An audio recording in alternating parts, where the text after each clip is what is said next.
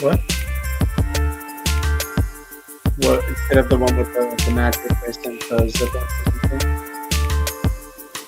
Instead, they got the hoodie, right?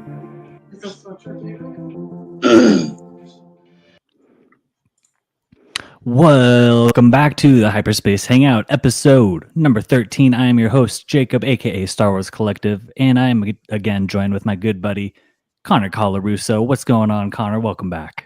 Thank you so much for having me back. How's everyone doing? Hope everyone's doing great. Yeah, man, right on. I'm sure everyone's hopefully staying cool out there in the summer heat. It is mid-July, so I'm sure it is cooking out there. I know it's over 90 degrees where Connor's at, and he's got a lot of humidity too. So I'm sure you got the AC pumping in there, dude. Oh yeah, it is unbelievable outside. It's so hot. You guys would not want to go out there. We can't last for more than a few minutes. Yeah, and you guys have to go out for like your work and stuff. So right. I can only imagine, dude. Yeah, we don't last very long. Yeah, it's up here in California mountains. It's a cool 75, real feel 81 degrees. So we're living the best life up here right now, luckily.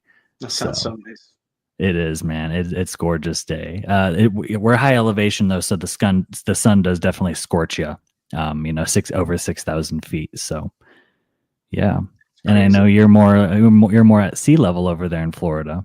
Yeah, I mean the sun's pretty strong here, but like I told you when I went to Disneyland, the sun in California was way stronger, and that's not at where you're at. You're even higher than that, so it must be like a microwave. It's like a microwave. Like yeah, you can get skin cancer pretty easily out there, can't you? Yeah, for sure. Yeah, I usually put on some sort of like sunscreen or something like that, but yeah, you got to be careful. You can become a toasty boy. So let's go ahead and say what's up to our homies in the chat. We got Connor Colarusso himself. He says, "Awesome, can't wait." That was funny. Did that like hours ago. Oh yeah, 5:09 a.m. Holy cow! Oh, cool. We got Stone Mandalorian LFG. Let's fucking go, Stoned. Hell yeah! Thanks for being here. He's see what I get. Yeah, SM33. We'll have Connor show us awesome review. Yeah, so, right. That was a great review. You got to jump on the review next, Connor. I couldn't even believe I found him, but I actually really enjoyed that show. So I would love to talk about him. He was cool. Yeah, we can definitely get into that. We got my buddy Livo here. Livo from the UK. Sup, guys? I'm gonna have to check out the replay. Have a great stream. Well, thank you, Livo. Appreciate you, my friend. Hope you're having a great one over there today. And we got GXB Gen X Brian. He says, "What's up? What's up, GXB? Thanks for coming and hanging out." We got our buddy Eric, aka Galactic Artisan Customs, in the house. What's up? How's it going? Galactic. I don't know what Galactic's got going, but he's cooking up some heat lately. All I know is he's got this like jungle themed, I think diorama or something coming out soon. What? So keep an eye out on, for that. He's got some cool stuff in the works. So we got Stone Mando, awesome shelf, Jacob. Looking forward to great, man. Right on, dude. Thanks for saying that, Stoned. Appreciate you, man. We got the Hot Toys. We got some of the Black Series back here. I got to kind of rearrange the Black Series again. But yeah, got some new shelves up for the stream and for the collection room. The Rancor looks so good the way it's standing over there. That Rancor's... I know how big that figure is, so that it's giving me different perspective. So your shelf is actually huge. It's large. Yeah. That one's big. Okay. Yeah, it's huge, man. And the Rancor is big, so I got a lot of space, but it's already basically taken up. There's the E-Wing up there that you got me. Thanks again for that, bro. Dude, no worries. I still have the freaking awesome stuff you got me too, dude. I can't wait to open that prey. Yeah. Oh, dude, that's gonna be so cool. I can't believe it's sold out again. Yeah, that keeps happening with that one too. So thank you. Of course. We got Corinne in here. We got Corinne. That's Connor's girlfriend. Hello, Corinne. Welcome to the show. Thanks for hanging out. And Galactic says it's hot AF in Michigan today. Oh, I bet, man. I bet it is. And Brian, New York is scorching as well. Yep, absolutely. Jeez. When I was in New York, I think we went in the summer, and it was pretty hot over there. We also got poured on. It was just like a torrential downpour. It was pretty crazy. Oh, wow. Yep, Galactic has a lot of side projects going on. Stoned is right. I'm going to check that out later then for sure. Yeah, man. He's keeping definitely busy over there. Is he doing it on Instagram or has he been posting it on his channel? Mostly Or both? Instagram. Okay, Mhm. I'll go straight Yeah. there. Yeah, man. Awesome. Yeah, right. We know it's only going to be hot toys on that shelf. Stoned. You're too funny, man. We got our boy Hal Runner Bass in here. What's up, everyone? He says, "What's going on, Hal Runner? Thanks for making it over to the Hey, stream. Hal. Hopefully, we have a great one. We got some fun stuff in store for you. We got a little bit of Black Series news. We got our Star Wars what ifs. We're going to go into like, what if Anakin never joined the dark side? What if Qui-Gon Jinn never passed away in the Phantom Menace? Should be a fun one. Should be very fun. And then at the very end, we're going to be doing some dinosaur talk. We'll be doing some talk about the SDCC Mattel T-Rex convention crasher. So that should be pretty cool. That should be pretty fun. I'm excited for that. I don't know if we're going to be picking that up, Connor or I, but we'll find it at the very end. No. We got our boy Chris G in the house. Chris G says, "Good evening. I see Jabba on your shelf behind you. Just got him and trying to decide how to display." Dude, that is awesome. I'm so glad, Chris, that you were able to pick up Jabba. He's so freaking cool. He's very big, huh? I'm surprised how large he was. Hopefully you have a space for him on your shelf, Chris. But yeah, man, I would display him however you want to. I think by himself or with like Bib Fortuna would be really cool, or with like the Lando Skiff Guard. Some of the other Return of the Jedi figures would go really well with Jabba. So When you move his arms down, doesn't his mouth articulate? his mouth articulates. Yep, when you And move he has his like arms. the tattoo and everything on his arm. Like Yeah. I said, I had that figure and I regret selling it. I should have never done that. It was like a space thing. So dumb. Dude, oh In the box, man. they're still in the box. I got them for $40 at the Disney Wow. outlet. So Man, you effed up, buddy. No, I'm just kidding. I know. You got to do what you got to do for I was space. obsessing over him for so long too, and then when I got him, he just stayed in the box, and I should have taken him out immediately. That's what I should have did. I would have nothing, that wouldn't have happened. Yeah. I still have the Gamorrean Guard. That's in storage, still in the package. Never opened him too. Oh, the Black Series? Yeah. Oh wow, that thing's going for like $40 now. Oh really? I couldn't get rid of him. Like he's awesome, and I got him to go with the Jabba figure. That's what's really messed up. And I had the Gamorrean Guard. I put him on my Macari too, but I ended up taking him off. I was like, you know what? I shouldn't do it. So Yeah. It's kind of funny. Oh my god. He looks so good. I'm happy you guys have him. He's an awesome figure. And Yeah, I think he is. when people do thrones for him, I know that's hard. Like I could not do it, but that would look really cool. The 3D printed throne for Jabba. Yeah. Yeah, those look great. There's some sellers on eBay that sell them for like $55. I was thinking of grabbing one. They just did a vintage one, right? I think they just did a vintage one. Yeah. And whole inside. the whole thing with like the hookah and stuff. Yeah. They need to do like the inside of his area, his little area, the cantina in there, I guess, or his hut. The whole palace, right? Or the palace, rather. So sorry. You're good. They need a couple more characters like the Twilight slave. What's her name? Oh god, Ula. We need Ula from Jabba's palace in the Black Series still. Didn't she get thrown down first? She got thrown down. Oh, yeah. And everybody was all peering down, laughing at her. That was so sad. Poor Ula. That's crazy. But yeah, man. So appreciate everyone for being here tonight. We are at the Hyperspace Hangout, episode 13, doing Star Wars What Ifs. But first, everyone, welcome to the Hyperspace live stream. Thank you for being here. Really means a lot that you're tuning in while the stream is live. Also, much gratitude to those who are catching the replay. Replay gang is the best. And if you haven't already, remember to like the video. And if you want to, drop your thoughts in the form of a comment below so that I can, let me know what you think about the stream. I can change stuff up or whatever. So yeah, I love feedback. So Connor, my man, what's going on, dude? Your channel, first of all, before we get into some of the Black Series stuff and Star Wars what ifs, first off, wanted to say go follow Connor Colarusso if you haven't already. I have his link to his channel pinned in the description of the live stream. He is blowing up on his channel. He does a ton of dinosaur reviews, and he is, I think, almost at 800 followers. So keep killing it, dude. You're doing such a great job. Your dino stuff, I can't get enough of. It's made me go ahead and purchase some dinosaurs, honestly. I love seeing that though. That is so awesome because you guys definitely got me to get more Black Series too and get more Star Wars stuff and start that whole sickness too. It's so much fun. So it's really awesome to see that you guys, because you guys, I know you grew up with these same movies too, and you loved all those movies just as much as I did. And I didn't find out that these companies made this stuff until quite recently. Like I'm so new to this, and I'm still finding stuff that I didn't know was out, and I'm buying it now. You know, just all this cool nostalgic stuff.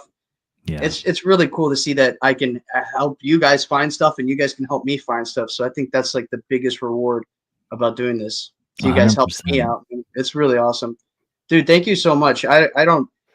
It's like I said. It's funny because I love doing long form reviews, but it seems like YouTube really loves to push shorts. So if you, it's fun to. I want to build a community that way. So it seems like shorts are the way to go.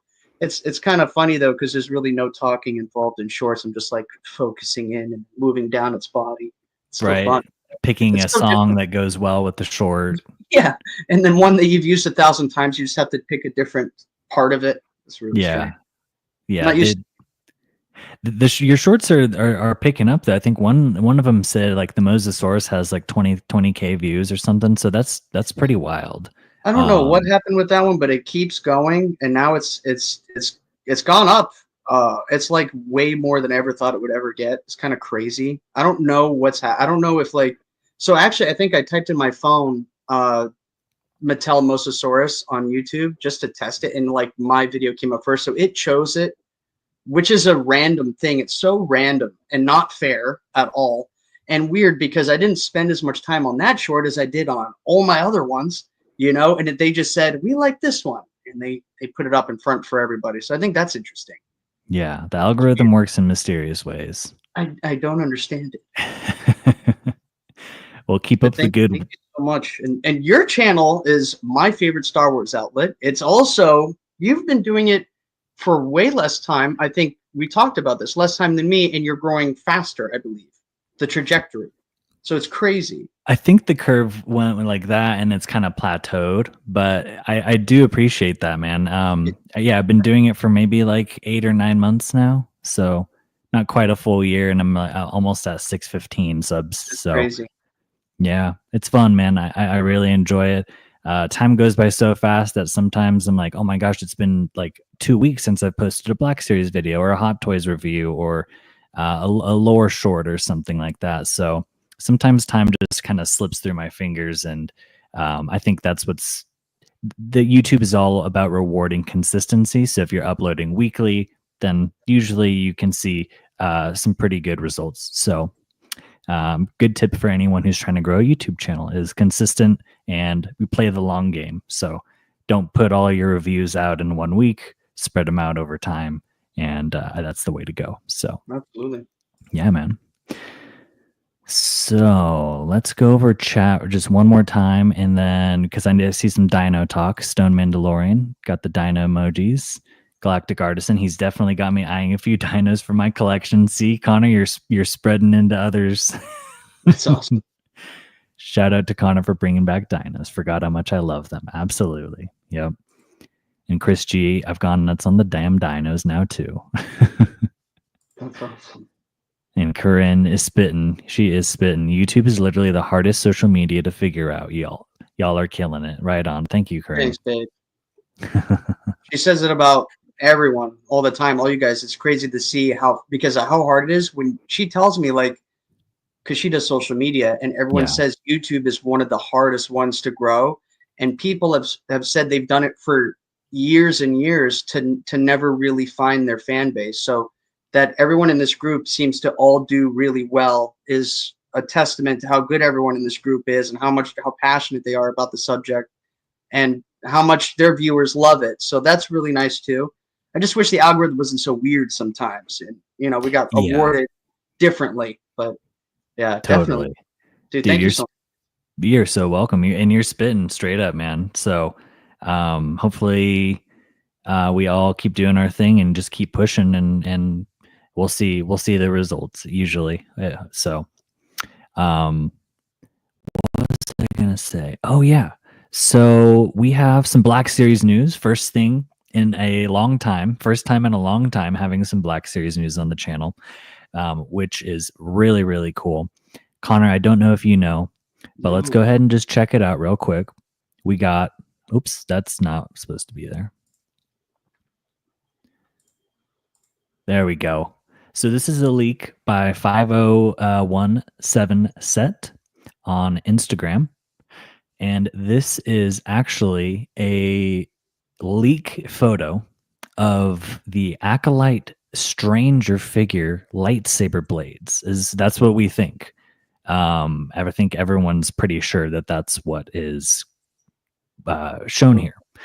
And there's another picture too here, and you can see that the ruler or the measuring tape is measuring about what, like a 6-7 inch blade, but there's different types of notches inside of the lightsaber blades. So I think one is going to be his regular blade and one's going to be the Shoto blade, that smaller style that blade that broke he out. has. Mm-hmm. Did it come out of the main hilt? Or? It did come out of the main hilt, yeah. Okay. So that's pretty sweet, man, to be able to potentially be getting, because I don't really know if he's been a character. He's been a figure that's been anticipated for a while.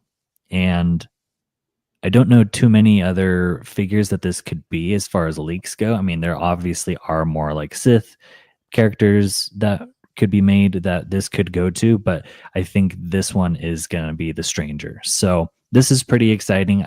As far as the Acolyte goes, Connor, what were your thoughts on the Acolyte? Did you enjoy it? The lightsaber battles were awesome. There were some. That was the power of many, right? The power of many. That was tough. That was really hard to watch.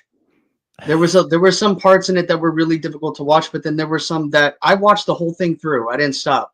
I wasn't going to stop. I thought the Stranger was amazing. I thought his acting was great. Right when you see him in the beginning, when he's in the shop, I'm like, oh, that's the bad guy. He definitely is the bad guy, though, right? Yeah. And he was so good. I thought he did a phenomenal job compared to a lot of the other ones there. I give it a 5 out of 10, but he is definitely a figure that I wanted. I really thought I would like to get his Black Series helmet. I thought he was awesome. Yeah. And also, I think, what was it? When they were just talking about Star Wars in Japan, they just had that thing. Oh, I forget the name, but he came on and was talking, and I got to listen to him talk. He's a really smart, articulate guy. He's really passionate about it, and the fans loved him too. So he was happy to see that, because I know the show got a lot of mixed feelings, a lot of mixed reviews, but I thought he was one of the stronger parts of the show to me. Yeah. I really liked him. I would definitely get that figure of him. Nice. Oh, that's cool. I think the actor's name is Manny something. I can't remember his last name. And yeah, he was at Star Wars Celebration in Japan, and he did a little panel, which is pretty cool. So that's good. I'm glad to see that he got some love, and because he totally deserves it. He doesn't deserve the hate. He had nothing to do with the Acolyte's writing, which is really the downside to the whole show, is the writing is just kind of lackluster, to say the least. So Manny, shout out to Manny, one of the best parts of the Acolyte. Really good actor. Right. Yeah. And he was also, I think, in The Good Place as well, just like briefly, or maybe in a lot. I haven't watched The Good Place in like 10 years. But that was a show that I think he's been in. So he's been acting for a while. So really cool to see him in a Star Wars feature.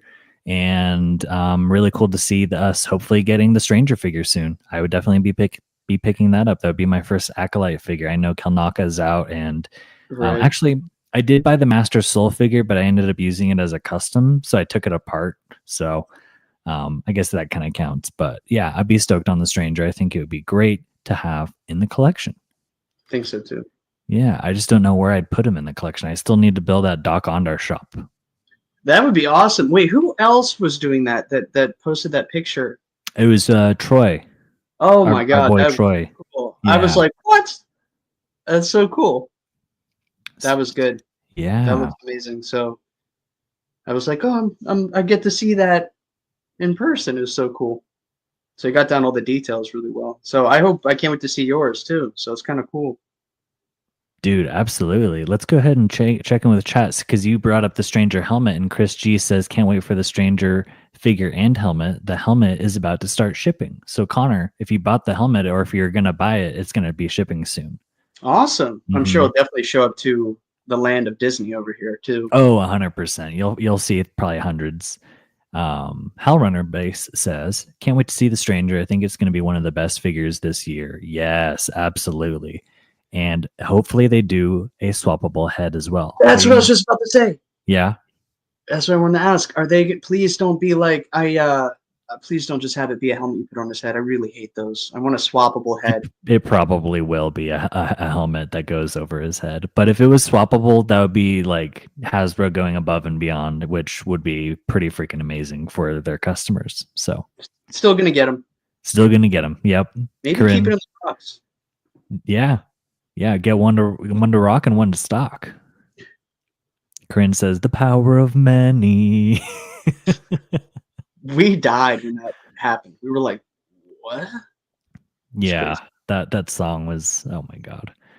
Yoda stole the show. Yeah, exactly. You just see his like little fuzzy head in his ears at the very end.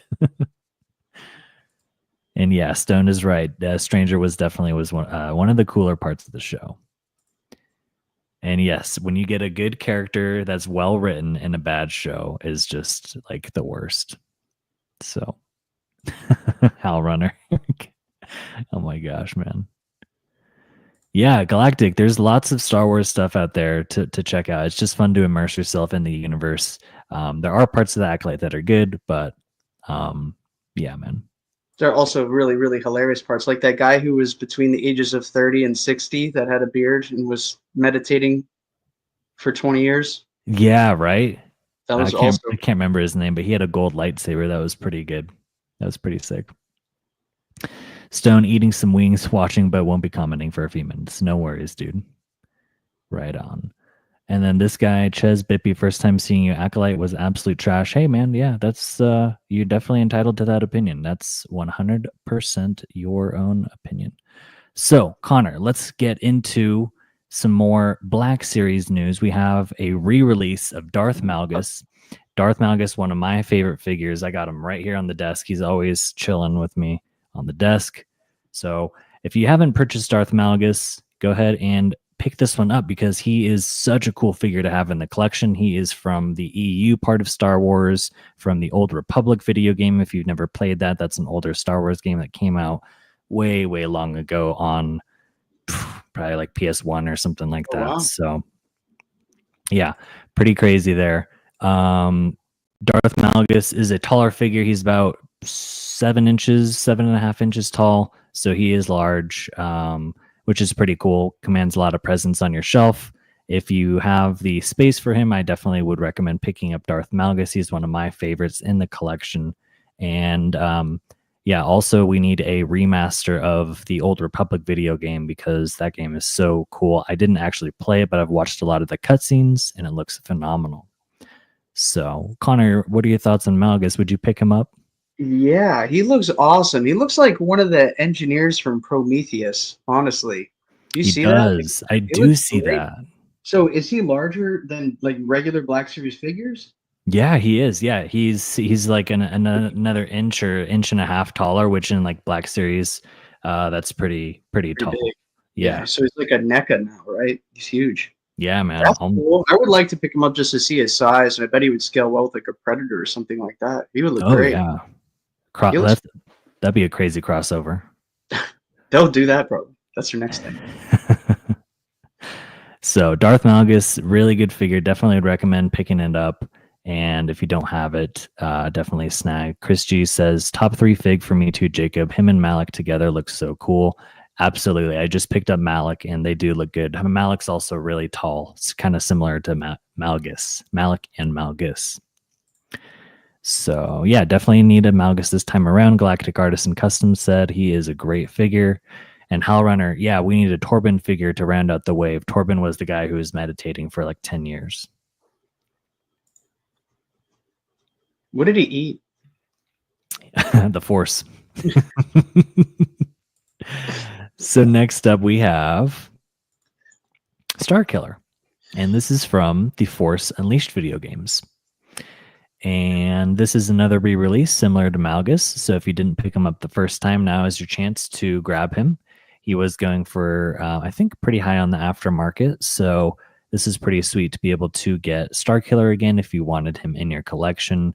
Starkiller is an awesome figure and awesome character. The likeness to Galen Merrick, the guy who plays Starkiller in the games, is just spot on. It's very good. What's his name? Galen Merrick, I believe, is his name. And yeah. Yes. Okay. He's from The Mist. He was in the movie The Mist. Really? He's in also a TV show called Being Human that I used to watch when I was younger too. He's a good actor. Oh, cool. Yeah, he is a really good actor. And he's the likeness is pretty good. It is, right? It looks just like him, honestly. And he voice acts the voice for Darth Maul in Clone Wars as well. That's so cool. Yeah, super cool. So if you haven't, you can always snag Starkiller as they are doing a re-release on him. You'll be able to find him on the Hasbro Pulse store as well as Big Bad Toy Store for, I think, Malgus was like 34 because he's deluxe. So Starkiller will probably be like 26 or 27.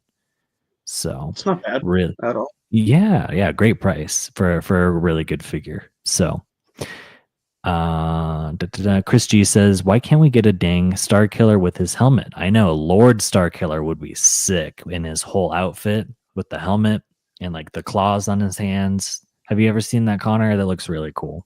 Yeah, I saw this guy on TikTok. He I don't know if you've seen him. He buys all these expensive Star Wars outfits or costumes, and he put on a Starkiller one. Had like the Freddy Krueger claws. It looked pretty cool. Nice. That is really cool cosplay. So they don't have a figure of that yet? The Lord Starkiller? No, not yet. Yeah, pretty crazy. I know. We got to get that soon. So next up on the re-release list is the Phase 2 Clone Trooper. So not one of my favorite looks on the Clone Troopers. I do prefer Phase 1 over the Phase 2, but that's just me. And if you missed this, then you'll be able to snag it in a single pack. I know that it was available in a 2-pack with the battle droid, but now you can, if you wanted to do like a little army building, you can army build the Clone Trooper as it's just the standard white Clone Trooper.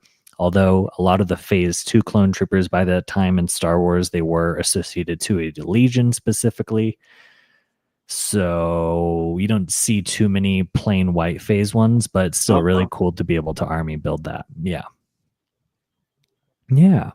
So 3 different re-releases. We'll go over them once more. We got Darth Malgus, these deluxe, going for about $34.99. We got Starkiller re-release, probably going for about $26, $27, depending on the retailer. If you buy it from Hasbro, it'll be the standard $24 because they haven't done any of the tariff increase pricing. And then we have the Phase 2 Clone Trooper, the all-white Phase 2 Clone Trooper. You can army build this guy. And I believe it's on the new 2023 body. So, got great articulation and just really fun to pose overall. So, yeah. Connor, were you in on Starkiller? I forgot to ask, or the Phase 2 Clone Trooper? I wouldn't get maybe the Phase 2 Clone Trooper would be cool to get. So you have the evolution of the Stormtrooper. Wouldn't that be kind of, so you have every with Starkiller, I would keep him in the box because I go to MegaCon every year, and I know one day you wouldn't believe the people that show up there. It's wild. So if he ever came, I would totally get him to sign it or something cool like that. Nice. That's what I would do. Keep him in the box to hopefully see that actor at MegaCon. That'd be epic. That would be really sick. He's very passionate about Star Wars too. I've heard him talk about it. He is, man. He is a huge fan. He used to be in a live action. Yeah, if they ever did a live action like the Force Unleashed story, would be really cool. Darth Vader's Secret Apprentice and everything, right? That'd be insane. I totally forgot about that game. Oh, dude, yeah. Game was fun. I did have that game. It was so much fun. That game needs a remaster for sure. Was the Force Unleashed? Yeah, the Force Unleashed. Yep. It's the one that I had. And Hellrunner says that he met actually Sam Witwer back in the day. Great guy. That's so cool. That is awesome, Hellrunner. And the TVC Darth Revan figure is being reissued too. can't wait for that. Hellrunner says, nice, right on, Hellrunner. That's awesome. Darth Revan is a badass. We love Darth Revan. So those are basically the Black Series kind of news and leaks and stuff like that. We got the Stranger lightsabers. We got coming hopefully pretty soon. We don't know when. This is a leak again, so it's not expected. But you can expect Darth Malgus, Starkiller, and the Phase 2 Clone Trooper re-release coming. So if you haven't, snag those. So yeah, man. And with that being said, we've finished our news until the very end of the show. At the very end of the show, when we do our Tatooine Talk segment, we're going to talk about the San Diego Comic-Con Convention Crasher Mattel Hammond Collection T-Rex. Wow, that's a long name. Probably could have shortened that down. But we're going to talk about that at the very end. So stay tuned for that if you're interested in some dinosaur talk at the end. But, Connor, is it time to get into our Star Wars what ifs? Let's do it. That's awesome. Do it, dude. I like some of these. Yeah, we got some good ones, honestly. I think this is going to be really fun. So, everyone, Connor had given me some what ifs. I came up with some what ifs, so we kind of threw them together, and we got a list of 10 different Star Wars what if scenarios. And yeah, with that being said, we love to have your comments and your thoughts in the chat. We'll do our best to go over one segment, go into chat, talk a little bit, move on to the next, so everyone feels included. So Awesome. yeah, let's go into our very first one. Our very first Star Wars what if is, what if Anakin Skywalker never turned to the dark side? And if he never turned to the dark side, would he have become the greatest Jedi ever? And could he have stopped Order 66? So what if he never turned to the dark side? This is a tough question, because Anakin was destined to bring balance to the Force. So he could have still done that by not turning to the dark side, just by, acting as a good Jedi. And I mean, he ultimately would have had to. It's tough because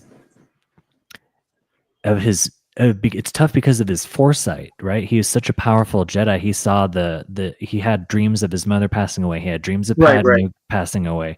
So it's like, when he went to Master Yoda and consulted him, Yoda was like, let go of everything you feared to lose. And it's just like, that's just not the right answer, in my opinion. So he would have really had to, basically, in my opinion, not step in during the Mace Windu Palpatine fight like he did. And he should have just let Mace kill him and kill Palpatine. And then I feel like Anakin would have never turned to the dark side. That's kind of my thought process there. It's interesting because the Jedi remind me so much of like Spartans. Like, they take you away from your family and then you have to train with them and nothing else matters. So you have to kind of commit to that, I feel like, which, he did. He should have stayed there. I understand why he had to leave, but he ended up killing a lot more people doing that, what he thought was the right thing. I feel like if he never turned, would he have been able to unlock that much power, though, that he had? I feel like the things that happened to him turned him into what he is, as it being so powerful, rather. I feel like maybe he wouldn't have been as strong if that kind of stuff didn't happen to him, if he also didn't get all burned at the end, Mm-hmm. in pain. Isn't he in like constant pain too in the suit? Oh, yeah. So, the suit is keeping him in, always burning and itchy feeling and just uncomfortable and constricted and stuff. So yeah, I would say that you're right. Like what he saw, like the foreshadowing of what was going to happen to Shmi and then to Padme probably did give him like some power ultimately, but that power that he had, or the power of foresight, is what we're talking about, not like his strength or anything, but the power of his foresight and intuition was probably his downfall. So agreed. Yeah, I think you're onto something there. Let's get into the first one. Would he have become the greatest Jedi ever? Well, he was the chosen one. So I would say, yeah, he would have fulfilled the prophecy. Here's the thing, though, by fulfilling the prophecy, you're destroying the Sith. So he would have, I think, had to fight Palpatine in order to fully fulfill the prophecy. Otherwise, Mace Windu would have been the chosen one, which our buddy Stone Mandalorian actually brought up once and said that Mace Windu had interpreted in some way that Mace was the chosen one, that himself was Mace himself. So, would he become the greatest Jedi ever, though? That's a really good question. The greatest has, I think, a lot of, like, Master Yoda is so wise, and Mace Windu is very skilled in lightsaber combat. So I don't know, like a great Jedi to me is like Luke Skywalker is like a great Jedi. And Luke I have this theory that Luke Skywalker in his own right is kind of like the Chosen One 2.0, the Chosen One 2.0, because he did help bring Darth Vader to the realization to kill Palpatine, right, and then therefore bring balance to the Force. So he couldn't have done it without Luke. So also Yoda, I think, would be like a model, like greatest Jedi. That might be a really fun ranking, is like who's the best Jedi ever. Probably, yeah, I'm going to say Yoda, and mainly because their lifespan is so much longer, so they can train longer and use their powers longer. I feel like. Yeah, and you're right. Yoda was the Grand Master because of his species' ability to live so long and become so wise. So would he become the greatest Jedi ever? Probably not, but he would have definitely been in the very top for sure. And he should have been Master. They should have granted him the rank of Master, but they were afraid of him. They were afraid of his power. So next one is, could he have stopped Order 66? Yeah. You think he could have? I think he would have helped a lot. Yeah, I think he caused a lot of that. Oh, he did, for sure. So many people during that. Part of the question of would he become the greatest Jedi is I think also like his power. When you see him on the Holo recordings, when Obi-Wan and Yoda are looking, he's just like, he's fighting like just so at ease, and then he like grabs someone's arm and like cuts him down, like he's just going through him like a hot knife through butter. So I do think he could have stopped Order 66. I do still think a lot of Jedi would have died, but again, the ideal story for Anakin, the ideal timeline for Anakin would have happened. He would have destroyed Palpatine, which hopefully he would have done that before Palpatine executed Order 66, so he could have saved a bunch of Jedi. But because I think once you press the button and execute Order 66, like that's done. Like the clone troopers are gonna fuck up the Jedi. They outnumber them. They're so precise. They're trained so well, and not a lot of Jedi were trained to defend themselves against clone troopers. That's one thing in the Clone Wars that Anakin trains Ahsoka so hard on, is to defend herself from. He even like has like a foreshadowing or something like that. He's like, I'm training you for some reason. I can't remember the exact quote. So yeah. So I don't know if he could have stopped Order 66, but he probably could have lessened the damage done. Especially if he wasn't in there killing all of like the Jedi Padawans and the Jedi Knights in the temple, because a lot of the Jedi Master. Go ahead, sorry. Oh, all those kids. You're right. Yeah, exactly.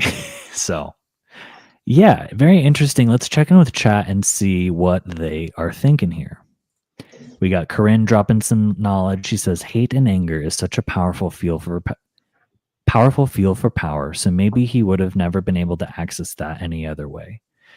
That is true. Yes, I think in the Attack of the Clones, when he saw his mom die, and then he destroyed all of the Sand People after that, the Tusken Raiders, and then even after that, during his duel with Dooku, he was so ready to freaking get it on in the fight, that Dooku countered him and Force lightning him and knocked him out, and then later just chopped his arm off. So yeah, I think Corinne's onto something. Hate and anger are very powerful, but they can lead you to the dark side. Hal Runner says, I don't think Anakin could ever not turn to the dark side. His existence as a virgin is unnatural in the span of things. Yeah, that is very true. Hellrunner is spin. I got to give it to you there. It's almost like he was like Hellrunner said, as his existence as a virgin in the Force, like he was just created basically out of nothing. Like Shmi gave birth to him through no father, right? That's what she says. There was no father. So I do Sure. see what Hellrunner is saying, that there it's kind of like inevitable. Right. But the cool thing is, what if about the what ifs is like alternate timelines and stuff like that, like parallel universe theory inside of Star Wars in and of itself is kind of cool. So Chris G, Prime Anakin over Luke. And Chris G, he would have killed Palps. Okay, cool. So that's kind of what we were wondering, is if he could have taken on Palpatine and killed him. So, and then Chris G says, actually, he would have let Mace kill Palp if he wasn't turning to the dark side. Yeah, exactly. So yeah, I do think that if he would have just let Mace kill Palp, the whole galaxy would have been better off for it. Way different. So, yeah. Very interesting one. That was our first what if. What if Anakin never turned to the dark side? Some people are saying it's inevitable, and I think some people think that in an alternate timeline, it would have been a very interesting story, perhaps, that we would have seen. So, definitely not as tragic, though, and that's, I think, what we all love at the end of the day. I was gonna say, did you ever watch the show Robot Chicken? Did you ever watch that? It was on I didn't watch ever. Oh my gosh. It was made by Seth Green and this other famous actor, and it's like stop motion with toys and figures, and they did so much Star Wars parodies. It was really good. They did one with Anakin. I'm going to send it to you after. I hope some of the guys here have seen it, but he goes in, to the room and sees all the younglings, and he has a saber out. And they're like, "What are we going to do, Master?" He's like, "Nothing." And he just sees, instead of the kids, he sees flowers, and he's cutting all the flowers. Oh my gosh, dude. And it's all in stop motion. It's beautifully done. I'm going to send it to you. There's so many good ones from there. It's so fun. Oh my gosh, Robot Chicken. I have heard that they do some really funny Star Wars stuff. Oh, it was so good. All right, let me see here. Okay. So, moving on. Number 2. What if Luke joined Vader in Empire Strikes Back? Could they have overthrown Palpatine? And would Leia become the New Hope instead of Luke? Ooh. Who? Overthrown Palpatine. So what if he joined? Yeah, you think if them together could have overthrown Palpatine? I think so too. Yeah, I think the power that they would have wielded together, especially dark side Luke. Oh my gosh, yeah. But that's exactly what Palpatine wanted. He wanted Luke to destroy him so that he could become even more powerful than Darth Vader. And I remember the point in Revenge of the Sith when Yoda confronts Darth Sidious towards the end, and he's like, Darth Vader will become more powerful than both of us, or whatever.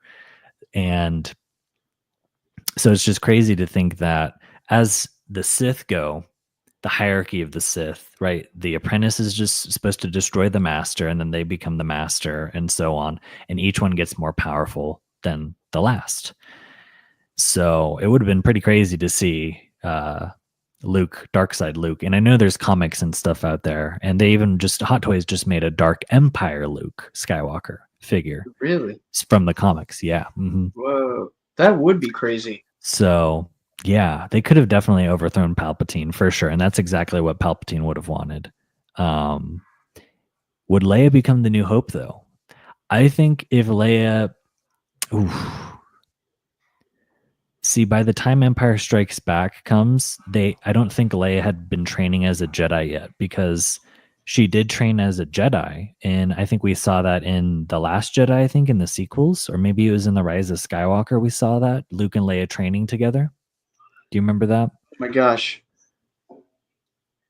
What is it? Not the Rise of... Would it have been the other one? The Last Jedi. Yeah, would it be The Last Jedi? It was one of those where we saw Leia and Luke training together and like in lightsaber combat.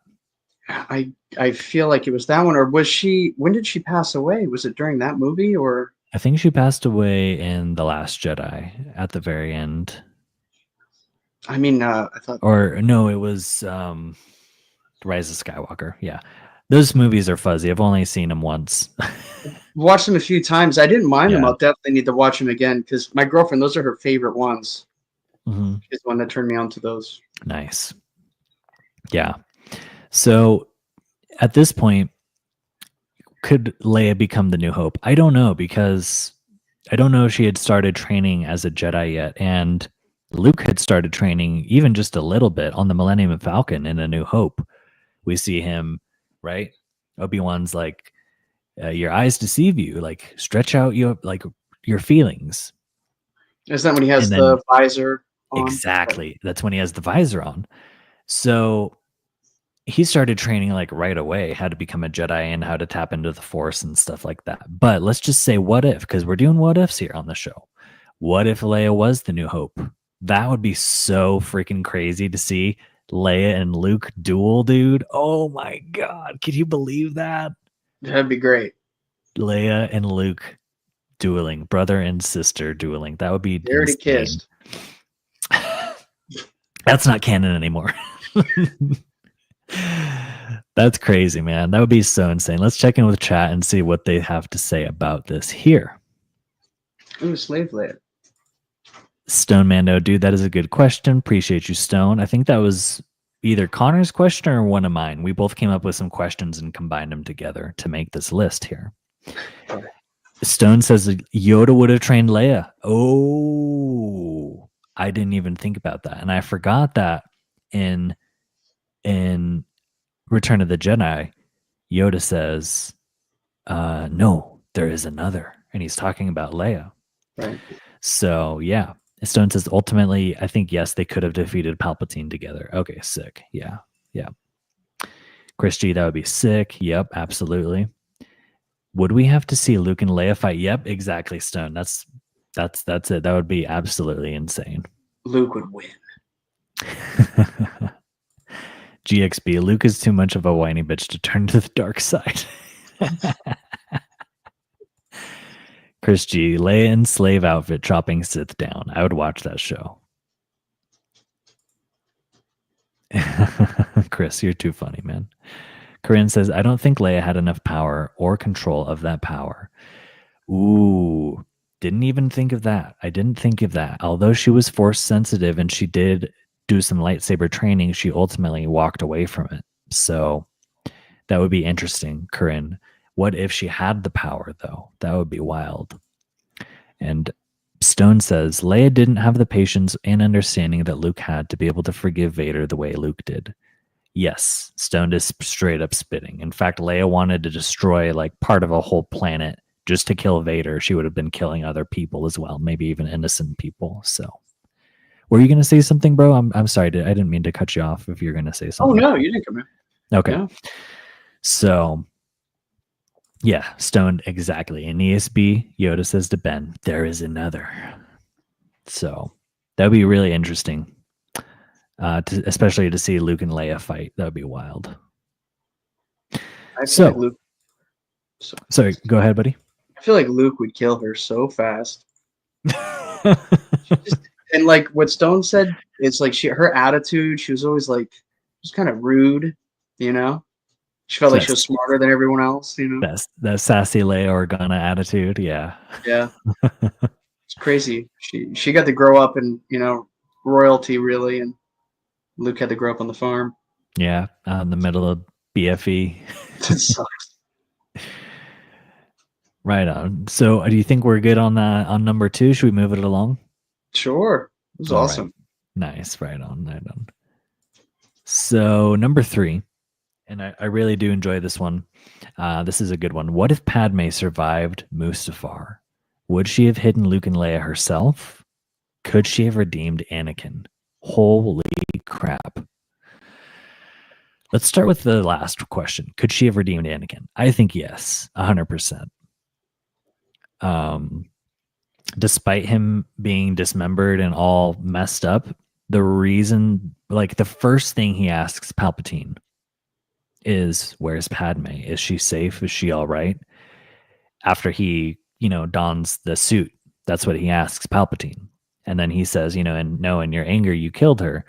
And then he just freaks out, and I think that's when he fully is like committing himself to the dark side.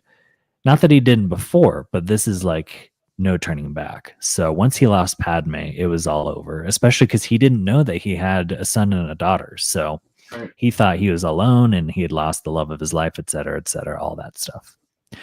So I think, yeah, totally, she could have redeemed Anakin. How she would have gotten to Anakin, to Darth Vader at that point, who knows? Because he's already secured away in the Death Star or watching the Death Star being built.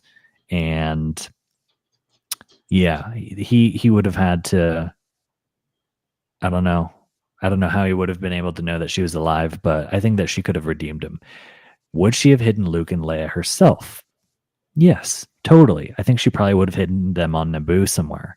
But would they have been as safe as they were with Bail Organa and his wife and Lars and Beru on Tatooine? I think that's what really kept them safe all those years was, Leia was on Alderaan, kind of, locked away in like the upper echelon of the society, and then Luke was kind of down in the dumps, hidden away in like a more impoverished farm boy, like we see him in A New Hope. So yeah, she definitely would have hidden them herself, but would they have been safe? I don't know, because Darth Vader probably would have eventually found, well, that does go back to if she was able to redeem him. So man, it's a tough question. What do you think, man? Any thoughts? I think she could have, because he loved her more than anything. Honestly, I think she could have for sure. Yeah. Okay. Let's check in with chat and see what they have to say. We got Stone Mando saying she absolutely could have redeemed Anakin. That's basically the reason he turned. Yep, straight up. 100%. The youngling slaying. Probably not. That's pretty bad. Let's see. I think so too. This is Corinne. She had to die for him to be able to fully turn to the dark side. She was his weakness. Yeah, that's true. So then she could have definitely redeemed him for sure. And then Stone is saying Luke was the only person other than Padme that could have brought Anakin back to the light. Yep, 100%, straight up. You guys are asking great what ifs. Right on. Thank you. It's a shout out to both of us. Connor threw some in and I threw some in as well. So couldn't have done it without Connor. Yeah, I couldn't have done it without Corinne. Thank you, Corinne. GXB says, if she could redeem Anakin, what do you think his suit would look like?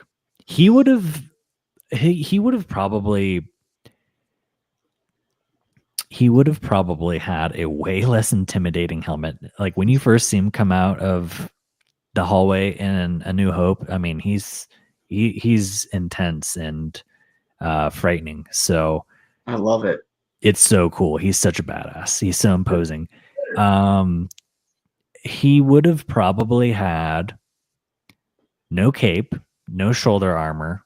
He probably would have been able to, man, he was burnt to a crisp. So he would have still had to have like a protective helmet on, you know what I mean? Maybe like you just see like his mouth or like his eyes or something like that. That's a good question, Brian. What would his suit look like? It wouldn't be as imposing. I think it would be more royal and elegant. He would have had to have like, you know how they had in Empire Strikes Back when Luke got his prosthesis arm, they had that like spray, or he like sprays it on himself in the X-Wing and it like grows like the fake skin back. Oh, I forgot about that. So they probably would have had something like that for Anakin, I would imagine, just to make him feel better about his appearance, because he was so freaking ugly looking at that point. Poor guy. So yeah, great question, Brian. Thanks for asking that one.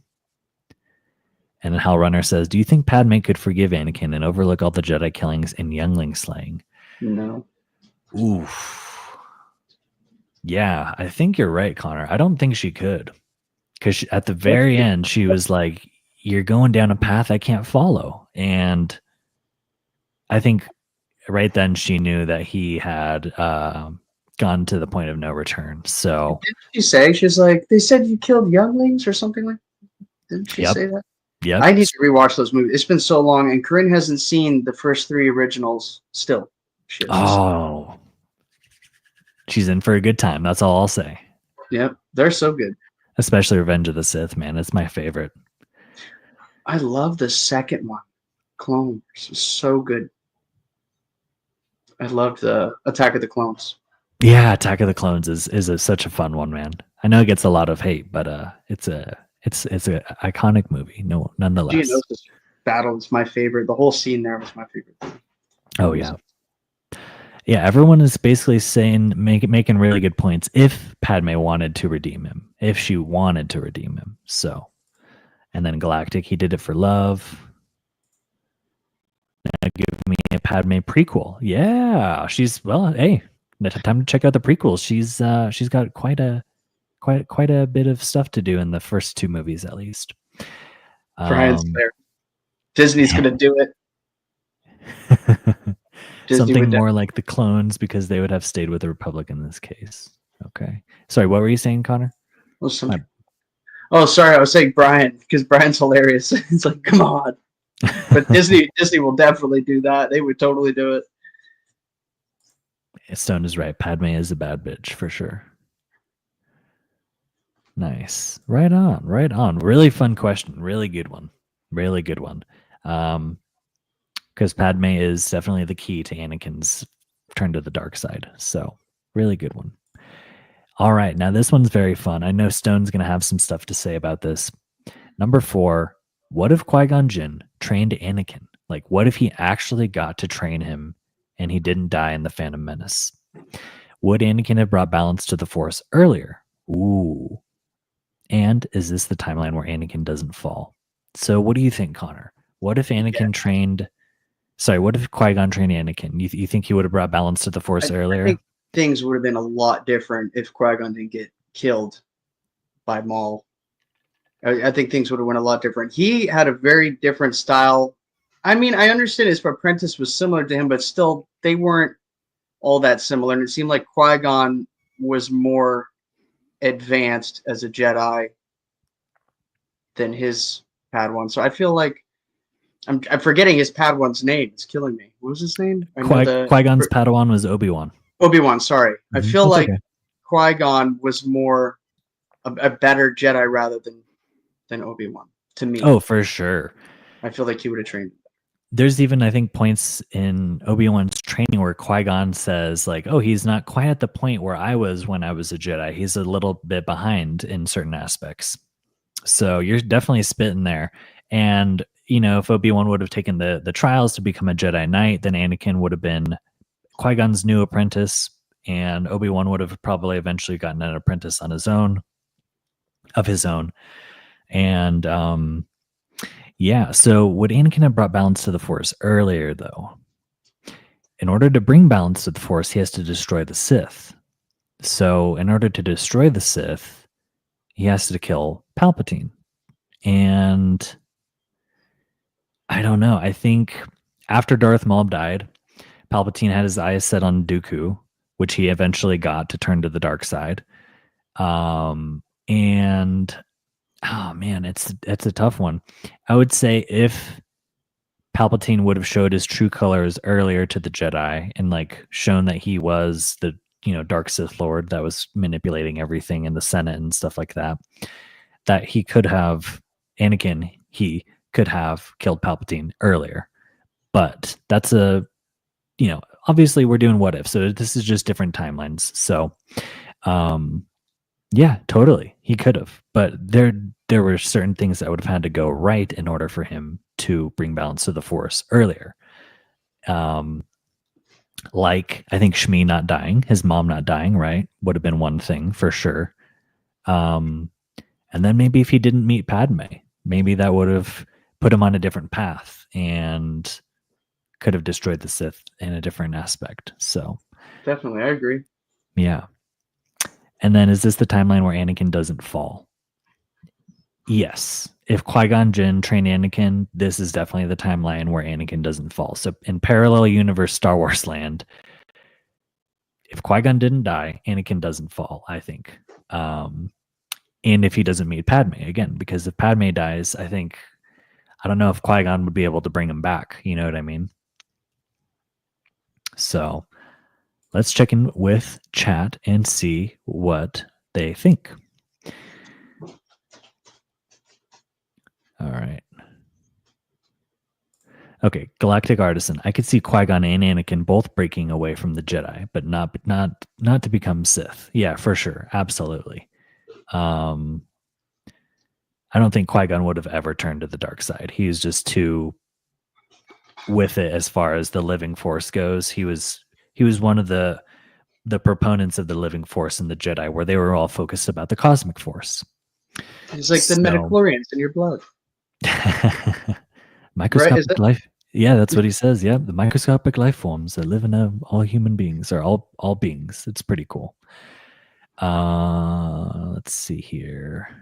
Stone Mandalorian says, I could honestly see Qui-Gon and Anakin perhaps joining Dooku at some point in the future. Maybe. Oh, that's a timeline I didn't even think of, Connor. That would be cool. They would be unstoppable, those three.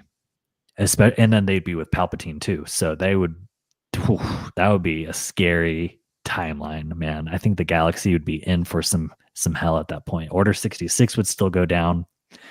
And then Palpatine would have 3 powerful apprentices on his side. So Hal Runner says, no Sith, no Jedi, none of either.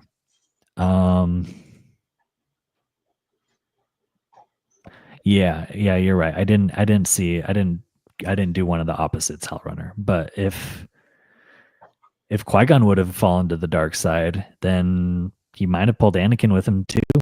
So yeah, you got a good point. GXB says, too bad Qui-Gon wasn't Disney era. He would have survived the lightsaber. You mean just like Sabine did? Oh my Definitely, I agree. Dude, straight up, great point. He would have been fine. Yeah. It's merely a flesh wound. It's merely a flesh wound. Exactly. GXB says they would be rogue Jedi if they broke away from the order, kind of like Balin and Sabine, Balin and Shin Hati. Sorry. So, that's cool. Yeah, everybody in the chat is spitting, making really good points here. Stone says y'all are absolutely right. Yep, I agree. Very interesting. Very interesting. So moving right along, we got number 5. What if Order 66 failed? Could the Jedi have regrouped? Would a civil war between Jedi and Sith follow? Connor, I'll let you take the lead on this one. What do you think would happen if Order 66 failed? Could the Jedi have regrouped? I think they definitely could have regrouped. Even if they lost, they wouldn't have lost as many. I feel like they definitely could have regrouped. And they could have, I feel like they could have taken the Sith. They could have figured out a way to take out the clones. That doesn't seem like I understand, like you said, they're harder to kill. It kind of blew my mind when they just turned around, like the Jedi couldn't even feel it coming, you know? That's also bizarre. But their armor to me doesn't mean anything. And you can see a Jedi who isn't wearing anything can redirect those lasers right back at them as well. I feel like if they could have got out of there, those people, and as you see with the droids mean nothing when they're fighting them. I feel like they could have regrouped and taken them. Yeah. I can't believe that that those clones even took those Jedi like that. I thought that was crazy. Yeah. Just goes to show the power of those clone troopers and how, they came from Jango Fett, just a powerful warrior, a Mandalorian. And so all of that gets put into the clones. It's like they're just elite soldiers.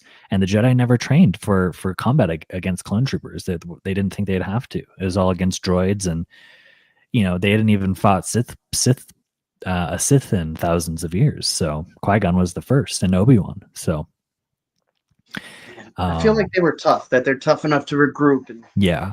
I think they would have regrouped as well, especially if we're talking about one of the timelines. Again, the what if timeline. If Anakin didn't turn to the dark side and he didn't go to the temple to kill all the Jedi with the clone troopers, it would have been so much different. It would have been, they totally would have regrouped, because that's where most of the Jedi died, was at the temple. So he single-handedly took out most of the Jedi. That just goes to show how powerful Anakin was as well. So excuse me. So, very interesting. Would a civil war between Jedi and Sith follow? Now, there's the question. I don't think so. And here's why. There wasn't many Sith out there. After Darth Maul died, and then after Anakin killed Dooku, it was just Palpatine until Anakin turned. So, I think if the Jedi would have figured out that the Sith were back and that it was Palpatine, like I said earlier in the stream, we were talking about Mace just stepping in and killing Palpatine if Anakin didn't cut off his hand, right? So yeah, I don't think there would have been a civil war between the Jedi and the Sith just because the Jedi outnumbered the Sith so much. Even after Order 66 was executed, the Jedi were still, if the temple hadn't fallen, there still would have been a good amount of Jedi left. Even if there were Padawans and Jedi Knights and stuff, they could have trained them over the years to fight back the Sith. But there wasn't many Sith to fight back. So yeah, interesting one. Interesting. Let's check in the chat and see what they have to say about this. All right, so we got our boy Troy in the house. Troy, what's up, boys? What's going on, Troy? Hope you're having a good one, man. Thanks for joining the stream and hanging out with us. Really appreciate it. Hal Runner says, regrouping and going on the offense against clone troopers sounds so vengeful and un-Jedi-like. The Jedi are very passive. Yeah, that's a good point, Hal Runner. That would be un-Jedi-like for sure. But then you do see Obi-Wan and Yoda messing up those clone troopers on the outside of the Jedi Temple in Revenge of the Sith. So if they had to, for like a defensive point, I think they would have totally messed up the clone troopers. We got Stefan R. Lion here. Howdy, people just appeared after watching Star Wars vid. God, Jesus loves you all. Peace. I'm building Lego Star Wars at this minute. Right on. Hope you're enjoying the Lego Star Wars. And thanks for watching the live stream. Really means a lot. Appreciate it. All right, so we're moving it right along. Number 6 here. What if Grogu had trained with Luke? Does Grogu's absence change Din Djarin's story arc? And could he have revived the Jedi Order himself, Grogu? Connor, what do you think? Are you a Grogu fan? Yes. I feel like a Yoda species is the most powerful when it comes to Jedis, and that's the only reason why the Jedi have gotten that far, because those guys live for how long? Is it? I don't like want to 800 years. I was going to say 900. All right, cool. Yeah. 8, it's a long time. Yeah. That's enough time to where they're passing on. You know how many pupils they've had that have literally, lived and died? That's kind of crazy to me. So I think that that's really cool. Seeing that show and seeing that they show that, oh, he's like already 50 years old or something, and he's just a tiny little, and he's not, I mean, they're not big creatures anyway.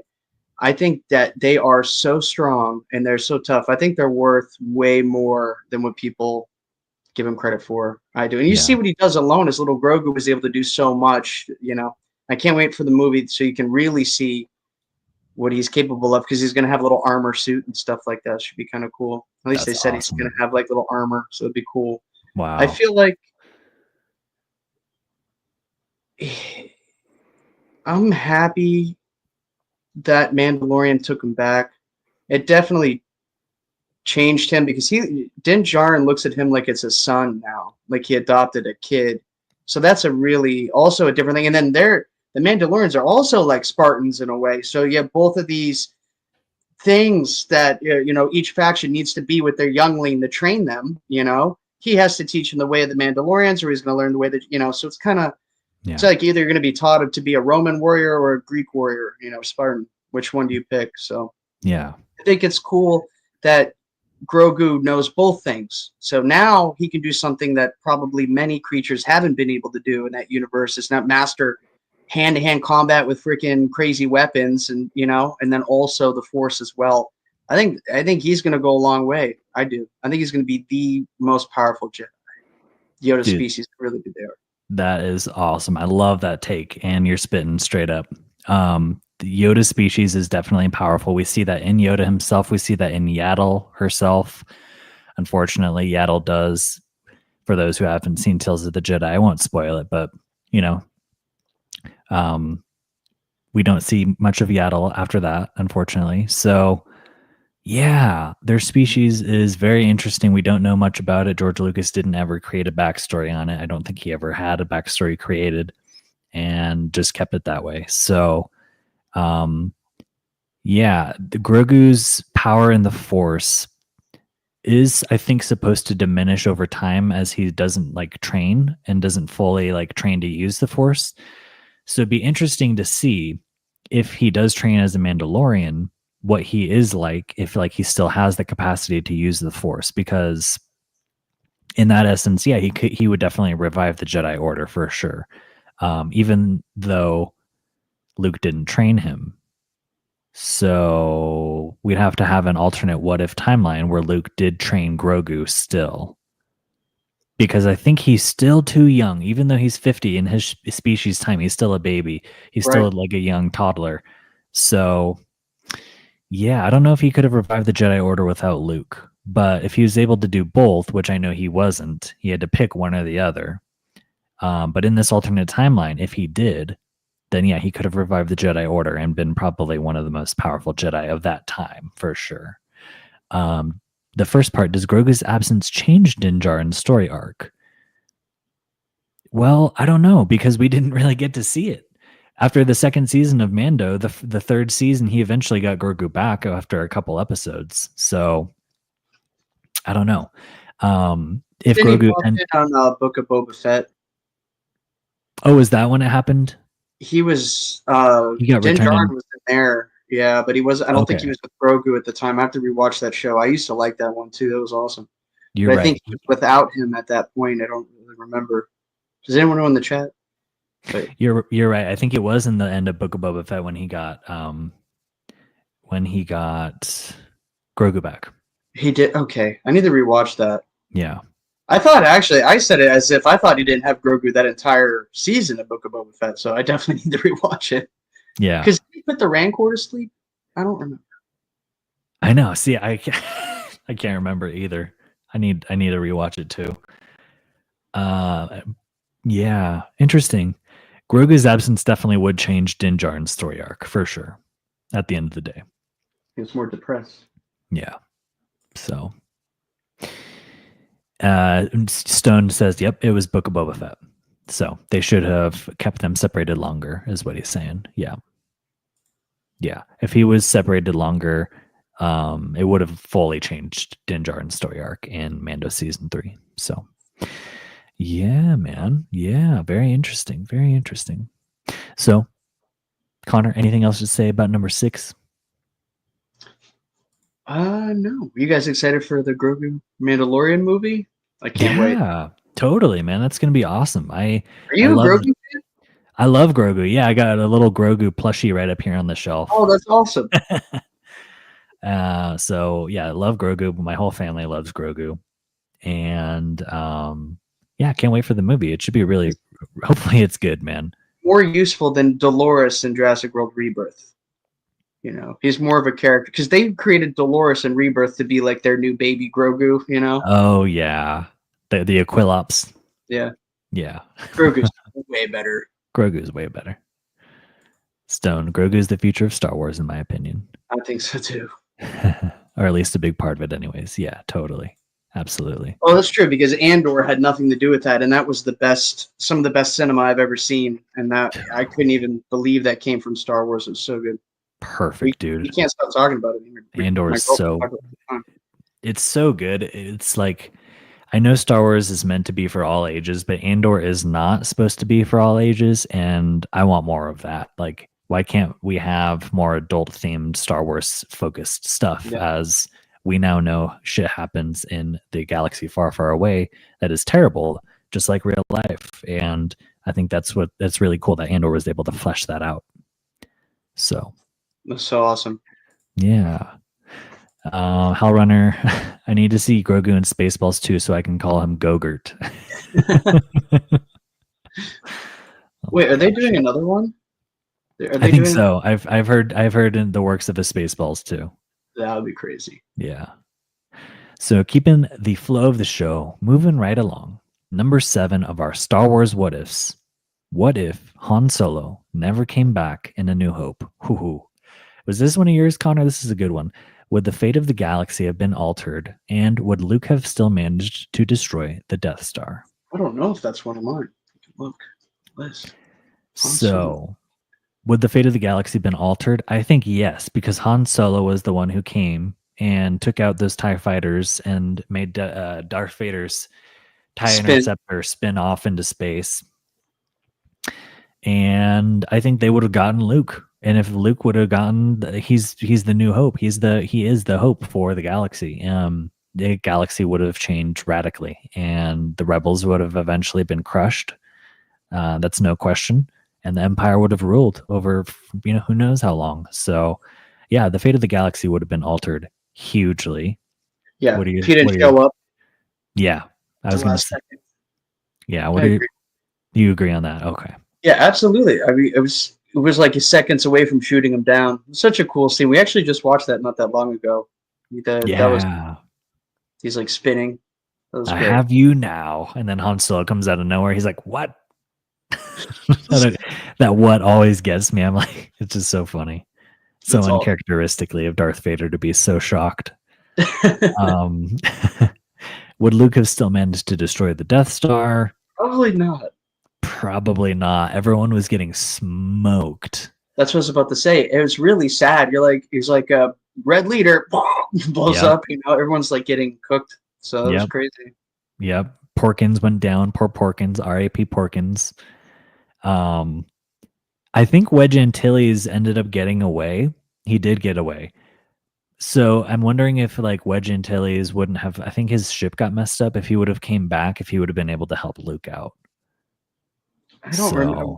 Were those the other X-wing pilots? Yeah, Wedge Antilles was one of the X-wing pilots that you see like a lot in the film, and I think he ends up pulling out for some reason. I think he's about to get shot down. So I think if Wedge would have came back, he leaves. Maybe he does. Yeah, he peels off because I think he's about to like go down. I think Luke tells him to peel off or something. I can't remember. But yeah, I think if Wedge would have stuck around, he would have managed to possibly destroy the Death Star then. So yeah. Let's check in with chat and see what they have to say. Let's see. Okay, Stone Mandalorian says, imagine how Vader fell. I was thinking like, damn, this motherfucker just snuck up on me in a semi-trailer sized ship in my little Corvette ship, and he also brought me back my son and my daughter. Vader was definitely having an emotional day for sure. That's too funny. That's awesome. Imagine Vader was thinking, oh, yeah, who's the smuggler dude exactly? And Stone Mando says, yeah, I agree with you guys. Don't know if he could have made it without Han, for sure. Absolutely. And yeah, Corinne, poor Luke kind of needed a lot of help. Yeah. Yep, Wedge is the unsung hero. Shout out to Wedge Antilles. So yeah, interesting, man. Very interesting. What if in different timelines the galaxy would have definitely been way worse off if Han didn't come back? So shout out to Han Solo. And keeping it with the flow of the show, moving it right along, we have number 8. What if Count Dooku stayed a Jedi? Would he have been able to defeat Palpatine himself? Would he have been able to save Qui-Gon? Ooh. He was pretty tough, but I don't know if he could have killed Palpatine. Could he have? Do you think so? I think Palps was pretty not like afraid of Dooku, but he was weary of him because of Dooku's skill with his lightsaber, and he was a pretty powerful Force user in that sense. So I know that when Dooku had Ventress as his apprentice, Palpatine was worried and told Dooku to cut Ventress off. So wow, maybe Ventress and Dooku together could have taken Palpatine. I think Palpatine was a little bit worried about that. Wow, maybe he knew that. Yeah. Yeah, I think he could foresee it as Palpatine foresees things. But would he have been able to save Qui-Gon Jinn? That's a question. I don't know.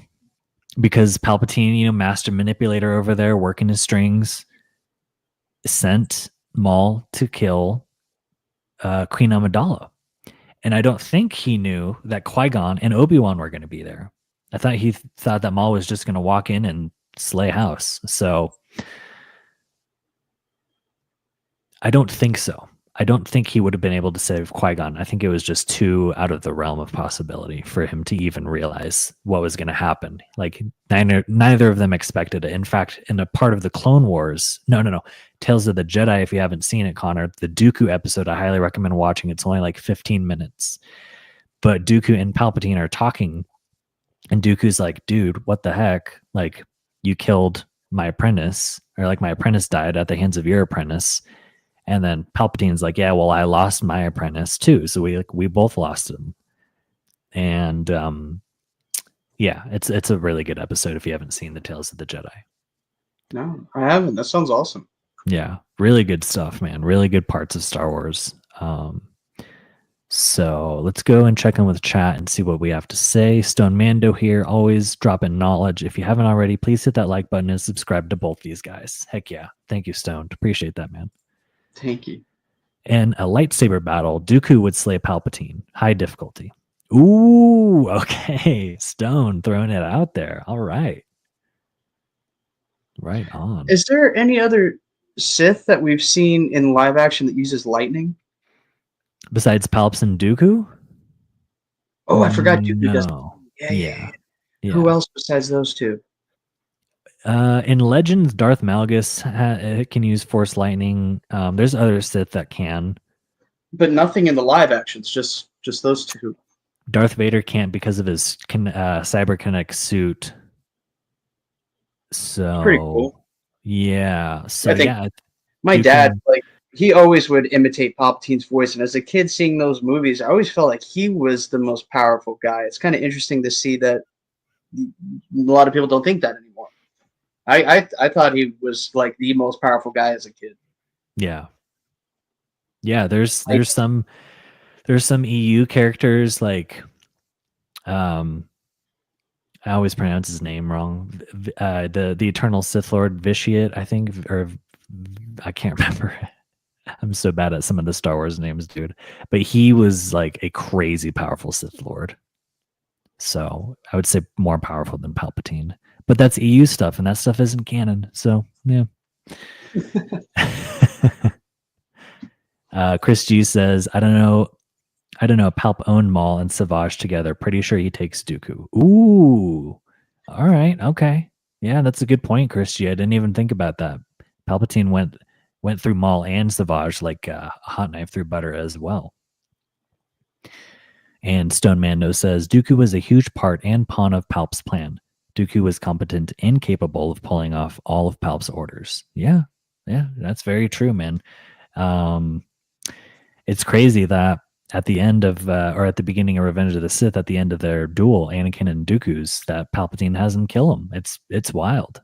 And I know that Stone has said many times that Palpatine told Dooku to throw the fight against Anakin. So we probably didn't even think that. Yeah, Dooku looked a little surprised. Yeah, right? Yeah, I remember that scene. Yeah. That was crazy. Absolutely crazy. All right, and then Stone Mando dropping some more knowledge. Dooku also takes on Obi-Wan and Anakin to the most talented and powerful Jedi in the entire order, among thousands and thousands of Jedi in the galaxy. True. Yep. Dooku was very, very powerful. So, there are going back to our question: what if Count Dooku stayed Jedi? Would he have been able to defeat Palpatine? Yes. Would he have been able to save Qui-Gon? I don't think so. I really don't think so. Hal Runner, I'm force judging you all right now. Oh my gosh. Oh yeah, that's right. Rey using Force Lightning is canon. That's true. Oh, she did that in live action? Yep, in Rise of Skywalker. Sick. Yeah. She's the toughest Jedi. You heard it here first, folks. All right, so moving it right along, keeping in flow of the show. Number 9, what if Anakin defeated Obi-Wan on Mustafar? Would Luke and Leia have never been born? And would the Jedi Order become fully extinct? I'll let you take this one, Connor. That would have been awesome if he beat Obi-Wan on Mustafar. I felt like he was almost there. He was so close. His confidence got the better of him. Would Luke and Leia have never been born? Probably. I don't know why I added that one in there. Would Luke and Leia have never been born? I guess because Obi-Wan and 3PO and R2 end up saving Padme. So, yeah, you're right. Probably not. She died after childbirth, correct? Mm-hmm. Yeah, and then that's when they separated the kids. I think that, yeah, the kids probably would have died. I don't know. Wouldn't he have saved them? Wouldn't have you felt their life forces in there? Ah, that's a good question. Well, Probably, actually. I don't know. You would have had to take her to an imperial hospital, and Palpatine probably didn't want that.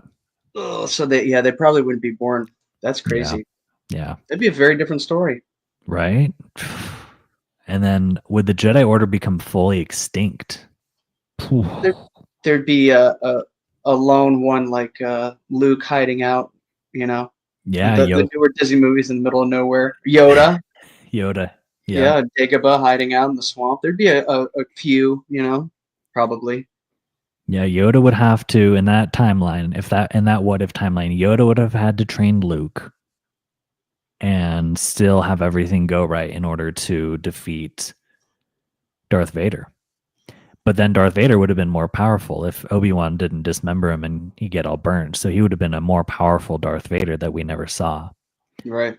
So Luke would have had his, yeah, he'd have a lot going for him to say the least. Very interesting. Very interesting. Let's check in with chat and see what they are saying. Stone says Anakin would have ended up killing Palpatine after that.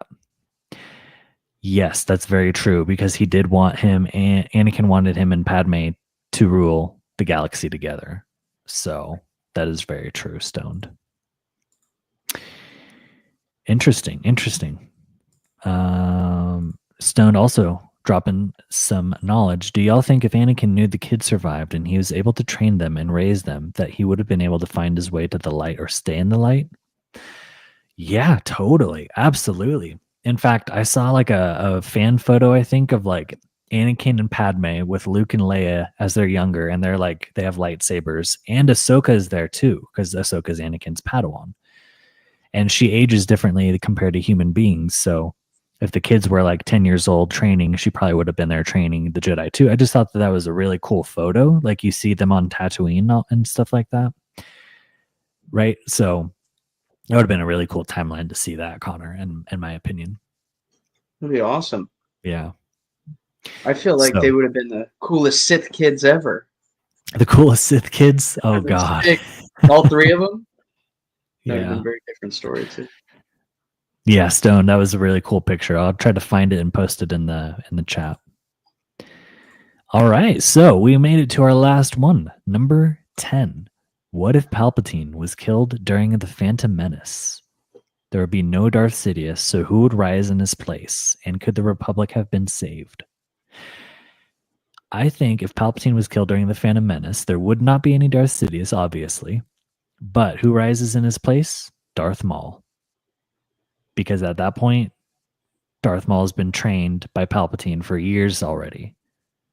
So if Palpatine would have died, by accident or whatever, the Jedi found out who he was sooner than they did in Revenge of the Sith, that Darth Maul would have become a very powerful Sith Lord that they would have had to contend with. I mean, he messed up Qui-Gon and Obi-Wan so quickly, and his arrogance was what led to his death. So what do you think, Connor? Who rises in his place? I would have loved to have seen Maul rise to his place. That honestly, that would be insanely cool.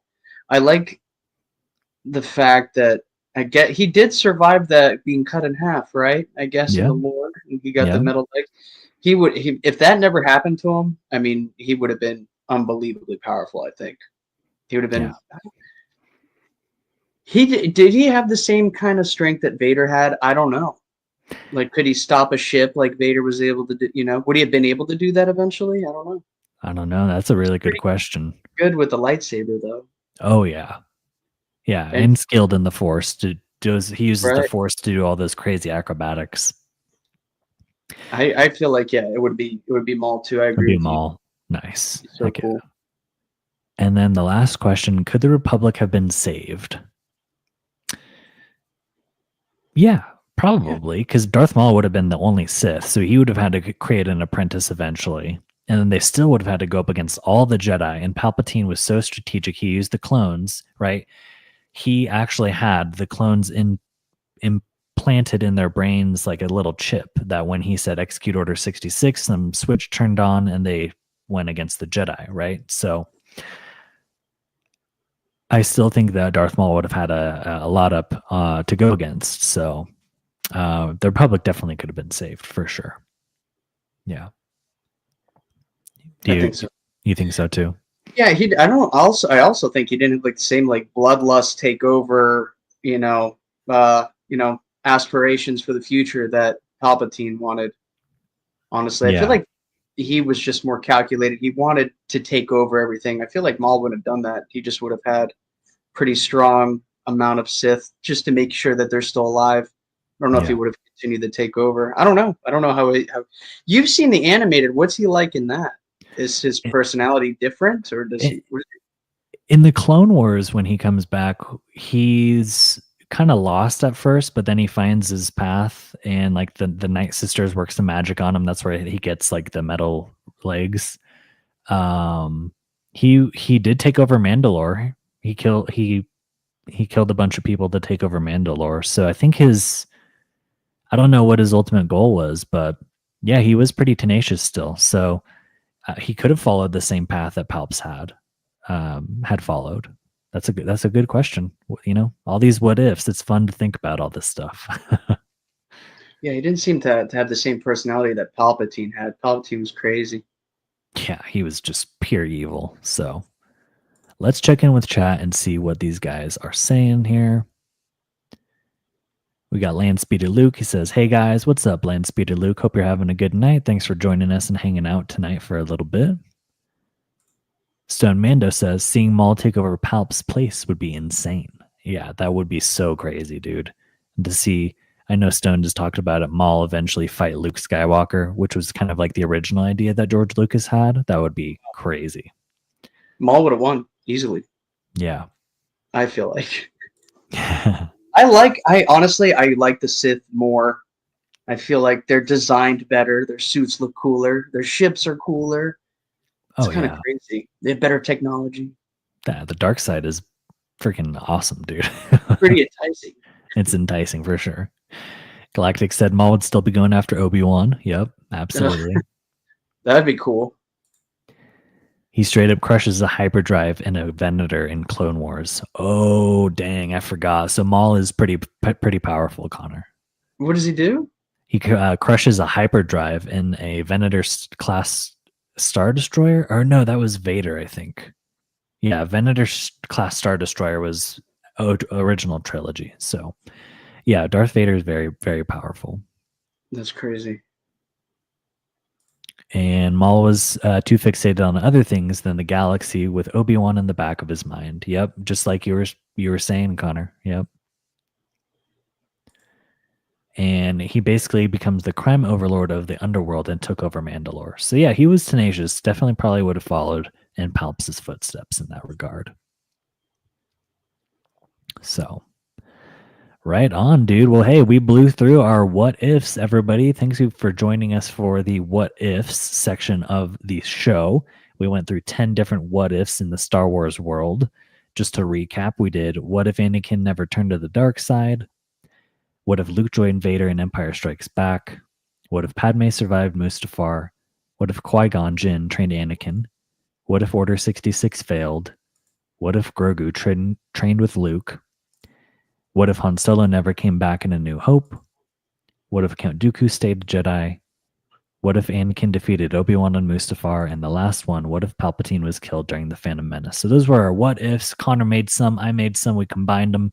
That was what we just did. So thank you for hanging out in that section of the show. That was really, really fun.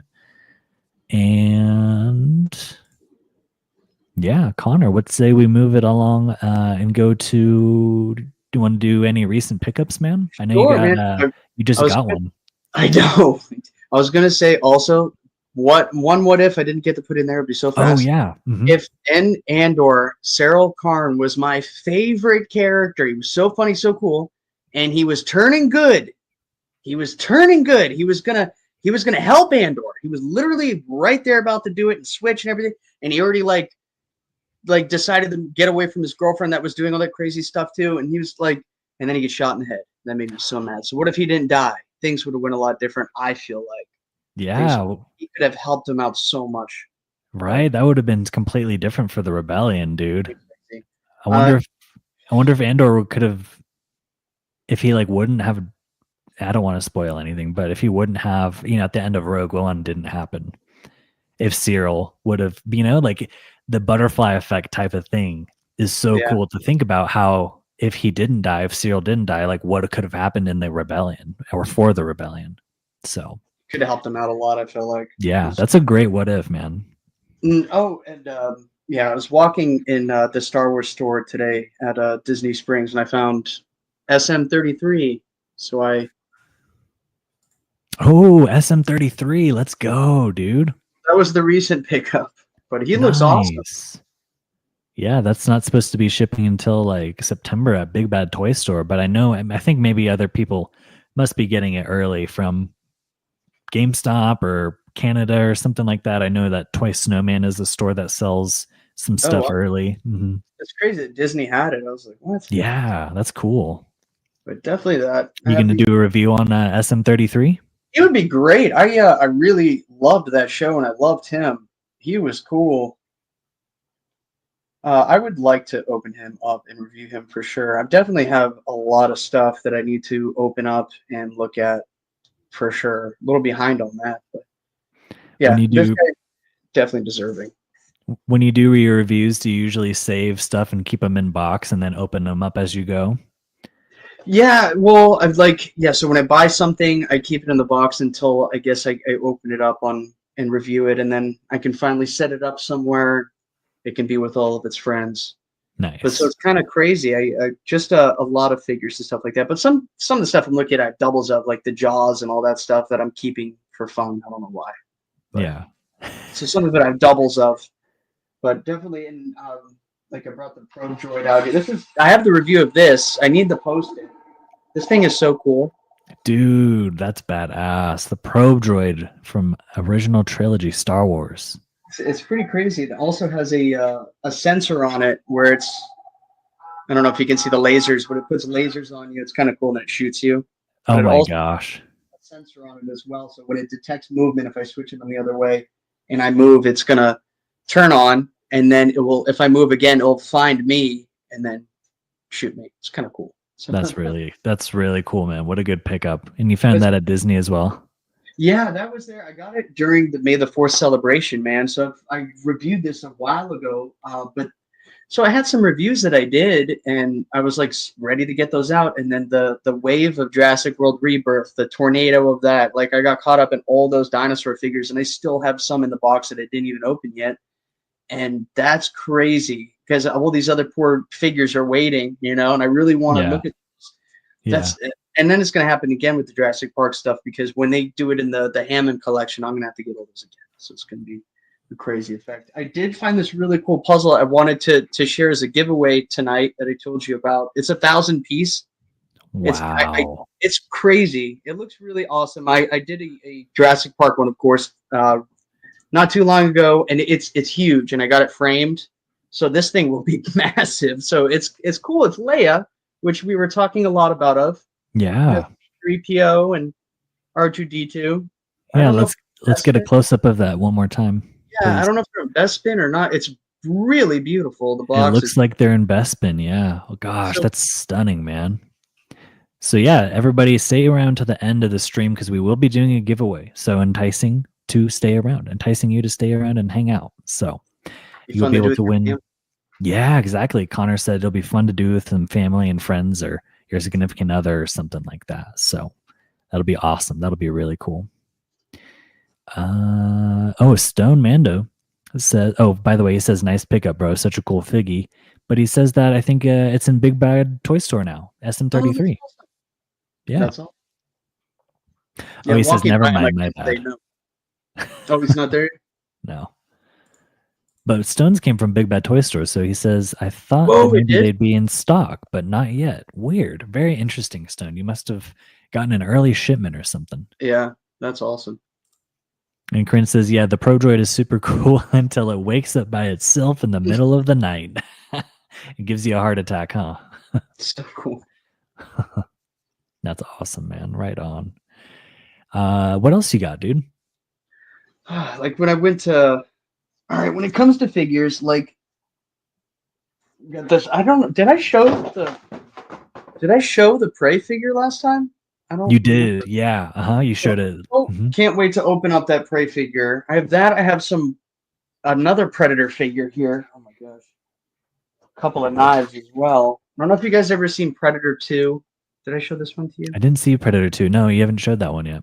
So in the end of Predator 2, with Danny Glover is he ends up going in the Predator ship. He kills the younger Predator that was hunting him, and in the end, there's this whole tribe of Predators that uncloaks, and they're called the Lost Tribe, and they're called the Lost Tribe because at the end of the movie was done filming, all the suits were stolen for these Predators, and they were never found again. They did a dance video with Danny Glover, and I could send that to you. So all they were these football players.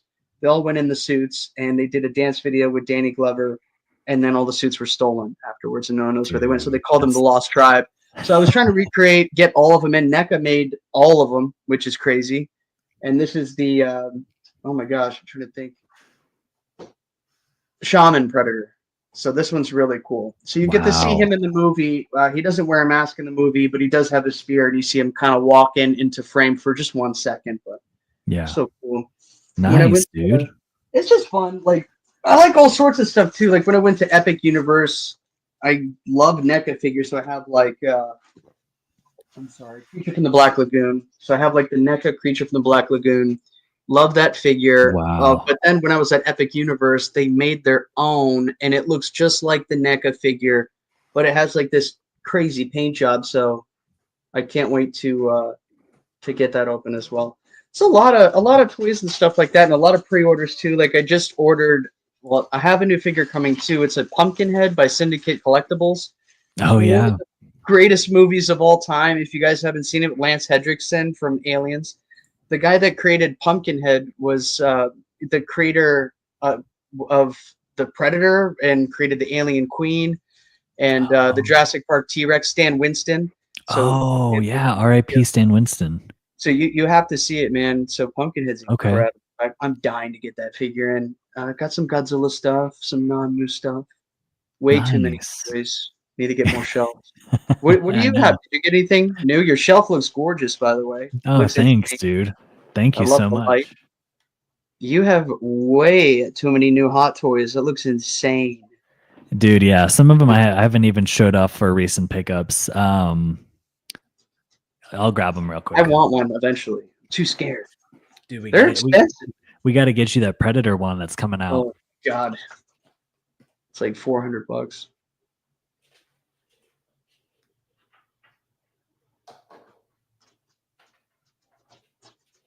Oh, nice. Shin Hottie.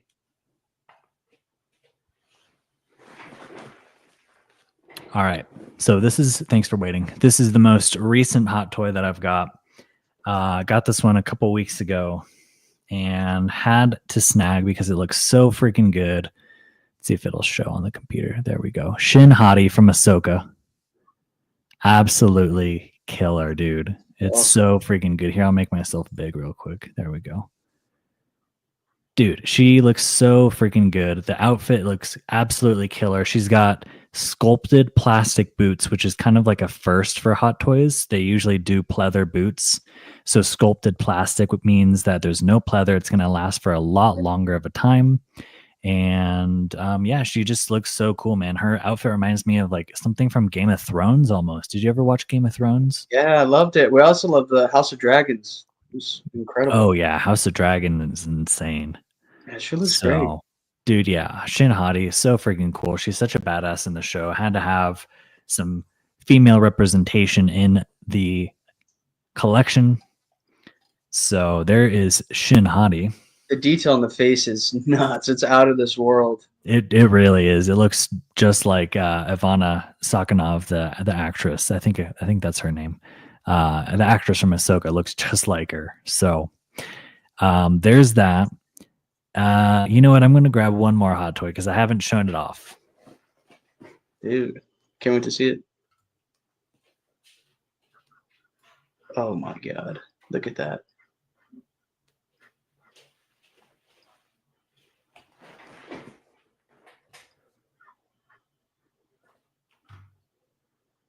Shit, it's going to fall over. Gotta lean it up against something. Oh shit. I can't even put my headphones back on. Hold on. Oh my god. Dude, absolute grail piece right here is the Darth Maul hot toy. Oops. When you sent me a picture of its face, the eyes are unbelievable. Man, the eyes are unbelievable. It looks so freaking lifelike. It looks just like Ray Park, dude. Like, it's absolutely insane. That is crazy. And this is his stoic head sculpt, and he does come with a more angry head sculpt, like he's yelling. It's just so freaking good. He's also got sculpted boots as well, no pleather. The only pleather on him is the belt. Same with Shin Hati. The only pleather on her is the belt. So hopefully these figures will last the test of time, hopefully. What is the arms, or like underneath the arms, or underneath the sleeves, rather? What material is his like arms made out of? So curious. It's like his arms are plastic. So if you cool. feel it, it's just plastic underneath. With like joints? With joints, yeah. So you can move him around super well and stuff. I just have him in this pose, so I don't want to move him. How does this face feel? Like, what is the material on his face?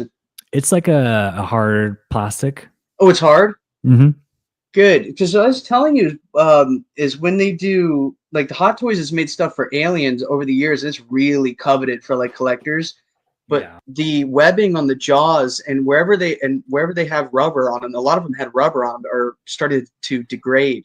Yeah, and that's so nice to see that yours don't have that. Like, I guess the Star Wars ones, they don't make them like that. So yeah, they're trying to go away from like using pleather and more like rubbery stuff that degrades, which is pretty cool. They're coming out with new technology for their figures, which is awesome. Let me put this back.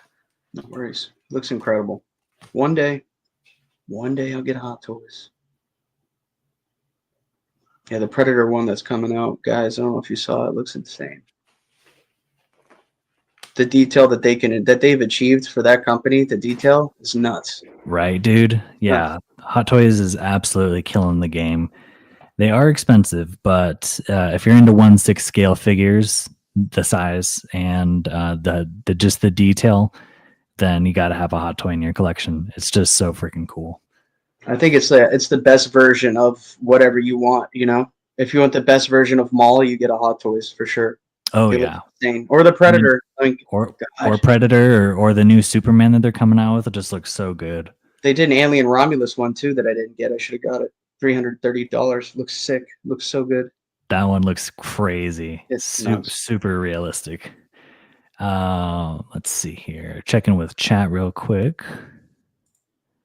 She's badass, Jacob. Thank you, Troy. Appreciate that. The face on Shin looks great. Yep, absolutely, Corinne. 100%. Hi, Mama Collective. Stone says, that's my favorite one you have, man. Yep, I love that Darth Maul. Yep, and same here, Mom. That's my favorite as well. And hello, Mama Collective. Welcome to the show. Thanks for hanging out with us. Stone has the Clone Wars version of Darth Maul, which also looks really badass, too. Yeah. Hot Toys? Hot Toys Clone Wars version of Darth Maul. He looks a little bit older, and his horns are a little bit more prominent and stuff. That's pretty cool. And yeah, they are cream of the crop and pieces of art for sure. Stoned is spitting for sure. So moving it right along with recent pickups, Connor has got me back into the dinosaurs, everybody.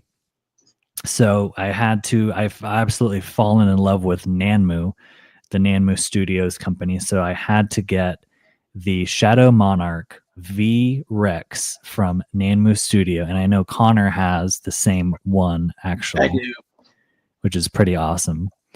So this is I consider this to be the female variant. This is a more detailed kind of color scheme compared to this other one that I have. It's got more pinks and kind of oranges and reds and stuff like that. And it's got blood on the mouth as well, which you can see. Oh, there's Connor with his. Let's show off Connor's. Look at that. And that's why I had you sending me those pictures when you got yours. I was like, I want to see if the paint is the same on the blood. And it was a little bit different. I'm so curious on how they applied. It must be by hand, right? It's got to be by hand, yeah. I'm so happy you got that one, dude. It's incredible. And you love that movie just as much as I do. So. I sure do. I just watched it recently. It made me tear up at the end, man. It's such a good movie. It's so good. So there's the Nanmu Shadow Monarch V-Rex Variant 1. I consider that the female. And then this I have is the more classic variant that you see in the movie. And I don't think you have this one, right, No, Connor? that one. I have the articulated one, but I don't have that one. That one looks awesome. So Look the at the mouth coloration. opens up, the teeth interlock, and the coloration is different. It's more of like a grayish, bluish color with more of a cream underside to it. And this is more of the style that you see from the movie itself. So, And the teeth are sharp. And the teeth are sharp. Yep, absolutely. They're the teeth on Nanmus is so freaking good. They just knock it out of the park every time. I'm so happy you got them. That's so cool, dude. That's awesome. So got some dinos, got some hot toys, got some. Oops, don't want to knock the dino over. Those are some recent pickups. Let's check in with chat and see what they have to say. Stone Mando, Connor putting all of us on Nanmu straight up, dude, 100%. And they are a great company. Stone, you're spitting. Mama Collective, Connor, he's obsessed again with dinos. Awesome. Absolutely, you already know. It's I have since I was a kid, and Connor truly has inspired all of us to have our love restored for the dinos. So thank you, Connor. Thank you, guys. Yeah, man. And Corinne says the blood on the mouth makes it look so real. It really does. And yep, articulated jaw stoned. And sorry, Chris G, this is from the 2005 Peter Jackson's King Kong. That's what these are. These are the Vistatosaurus Rex, which is the V-Rex. They are a different style of Tyrannosaur compared to the T-Rex. So they have evolved on Skull Island, and it is a very small island, so there is some inbreeding with the V-Rexes. So they look a little bit more gnarly. They are a lot bigger than a T-Rex and more bulky as well. So that is the V-Rex from 2005 Peter Jackson's King Kong movie. Oh, I hope you watch it, Chris, and watch the director's cut. Yeah, the director's cut, the extra scenes and stuff like that. So awesome. And yeah, Stoned, we're going to continue the dino talk in the Tatooine talk section of the show, the end of the show segment. We're going to go over the SDCC convention crasher. So we're actually probably going to jump into that unless you have any more recent pickups, Connor, because I'm all finished. Thank you. Oh, yes. Oh, my God. Can I add knives? Is that okay? Sure. Yeah, for sure. Absolutely. Which is hilarious. I know you got some cool. Because of you, actually. You influenced me because I used to buy a lot of Spydercos back in the day, and then I stopped and I didn't buy as many knives. And then I talked to you about it. And you're like, yeah, I got a Spyderco. I got a PM2. You got one of the good ones. So I was like, oh my God, I got to get a Spyderco. So I got the Police recently. It's on sale, Father's Day sale. It was invented in 1984 from Spyderco. It was used in, I don't know if you've ever seen the song, the Beastie Boys song. I'm trying to think of the name. Oh my God. But it was in one of their music videos, which was so funny. But it was used, I think, in the movie Training Day by Denzel. It was his main knife. So it was in a lot of movies and TV shows over the years. VG10 steel, made in Seki City, Japan. Full steel handles. It's great. Top swedge. I think I'm just going to keep it in the collection, not really carry it as much. That's how you get when it knives. Like yours is so nice too. Yours has gone up in value. They used to be $150. Now they're over $200. So you can resell yours for more money easily. That's wild. A big fan base. And then the Yojimbo 2, a really cool knife designed by Michael Janich. Sorry, Michael Janich. And this is primarily for I guess tactical use, but I think it's going to be like an amazing EDC knife with that compression lock. So wow, nice. It's hard to. It looks smooth. It's so much fun, but yeah, that is your fault. So I had to bring that up. This is my last pickup. Seriously, if you never showed me that paramilitary too, I would have never bought these. Dude, I know. I love my PM2. It's always on me. That's so good. Oh, we got R2 Drew 2 in the chat. What's up, R2 Drew 2? How's it going? Hope you're having a good night. Thanks for hanging out with us. Really appreciate it. We just got done over doing some recent pickups. We're kind of nearing towards the end of the show, slowly but surely. And then we did our a bunch of Star Wars what ifs. So like alternate timelines, like what ifs, like what if Count Dooku never left the Jedi Order, for example. So a lot of cool stuff if you want to go back and rewatch R2 Drew 2. Thanks for hanging out with us. Always good to see you. And Corinne says, "You were such a bad influence, Jacob." I know. I got him back into the knives, the Spyderco. R2 Drew 2 is doing better now. Right on, man. So glad to hear. Hope you're having a good night and hope you enjoy the replay if you check it out. So, yeah. All right. Well, we have made it to the end of the show segment, end of show discussion, our Tatooine talk. And we have none other than the Dinosaur Man here himself. So I did want to pick your brain a little bit about a dinosaur that we have coming out from one of our favorites, the Hammond collection made by Mattel. And this is the San Diego Comic-Con Convention Crasher T-Rex. Connor, what do you think about this thing, man? The box looks awesome. I think the little figure with the guy in the blow-up costume is so funny because you see those at MegaCon a lot. The head looks good, like the top of the head.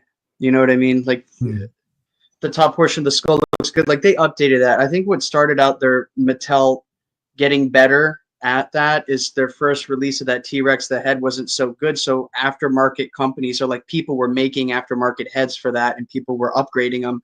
And then now, you know, we're at the Spino now that looks so good. He looks cool, man, but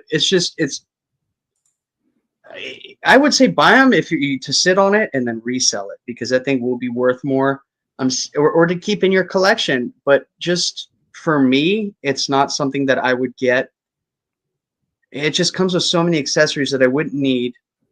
I would only want the Buck Rex, but even then, like, you can get this for under $100, and this is a Buck Rex, and his whole body doesn't articulate, but this detail is beyond anything that I could have ever imagined. It looks like it came right out of the screen.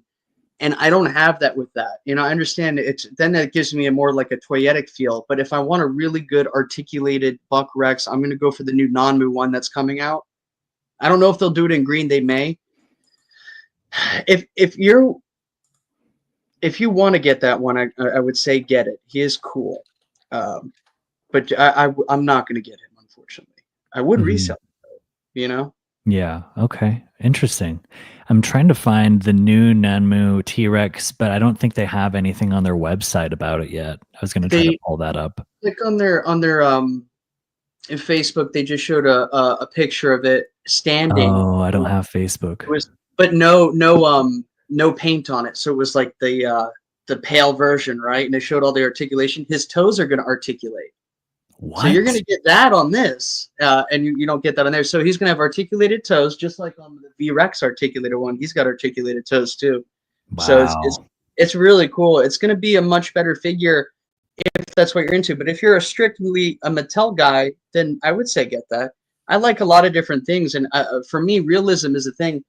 The reason why I got so many Mattels is because no other company makes those figures. Like no one else is making a Spinosaurus from JP3 for $60. They're doing it for $800. You know what I mean? Right. So I get stuff from them that I can't get anywhere else. But if it's going to be a T-Rex, I'm going to go with Nanmu, honestly. And then of course, you know, you got the Spinosaur coming from Nanmu now, the articulated one. Oh, and you just got a beautiful, or yours is coming, I think. Spino. The Nanmu Spino? Yeah. Yeah, I have it on the shelf, actually. I didn't show it for recent pickups. Oh, you got to show that. Unless it's too hard. No. It just totally blanked. So we have Mattel, right? The Hammond collection. Everyone's all excited. Wow, look at this. Look at that. How about that thing? That looks like it came out of the movie. It looks like it came straight out of the movie. And then they're doing an articulated version of that, guys, with two different color options. One with that one from the movie, and one with a really, what is it, yellow and green with speckles. It looks like a crocodile. It looks. They gave it like so a Nile good. crocodile paint job. It looks sick. So I can't wait. Sick. I want more people to find out about Nanmu. I love Mattel. I really do. But Nanmu is doing shit that no one else is doing right now. Yeah, they really are. They're the quality, and this is a statue. All of this stuff, these are, oh shit, these are statues. Yeah. So their articulated stuff that they're doing seems to be the like more of the route that they want to take, Nanmu. But their statues, in my opinion, are still the best. The detail is just Oh, yeah. out of this world. I mean, Here's the V-Rex and his little articulated toes. Let's see yeah. if I, so his toes are on joints here, if you can see the joints there. So you can actually move his little toes. Oh, Just that's kind of cool. cool. So the articulation on them is great. It's phenomenal, but they're very heavy. So they feel like they're worth the money too. And the detail, look, the detail on the body and the face is still better than that of Mattel. So Yeah. it's still superior, I feel. I like that you guys are getting non-move stuff. That makes me so happy. Because like I said, Yeah. we have the best version of that V-Rex that has ever been made, potentially like one of the top 5. It's pretty Straight crazy. up. Rebors isn't as good in my opinion, but I've seen some reviews where people are like, "Oh, Rebors is better." Reborn is so good, but they really like took a break. I feel like they came out a couple years ago with these 2 Diplodocus that everyone was really excited about, one male, one female. I skipped out on them, and then they stopped. And like I said, the owner put something out on social media saying that the business was getting too hard for them, and the only reason why they're staying in the business is to keep their employees, paid. I was like, what? And Yeah. everyone in the comments was like, that sounds like you need to find a different business, or something else that makes you happy. That's what people in the comments were saying. I was like, whoa. I Wow. hope they make it and they're still around, but they've really slowed down. They just did these really 2 cool Belisa Bufo figures.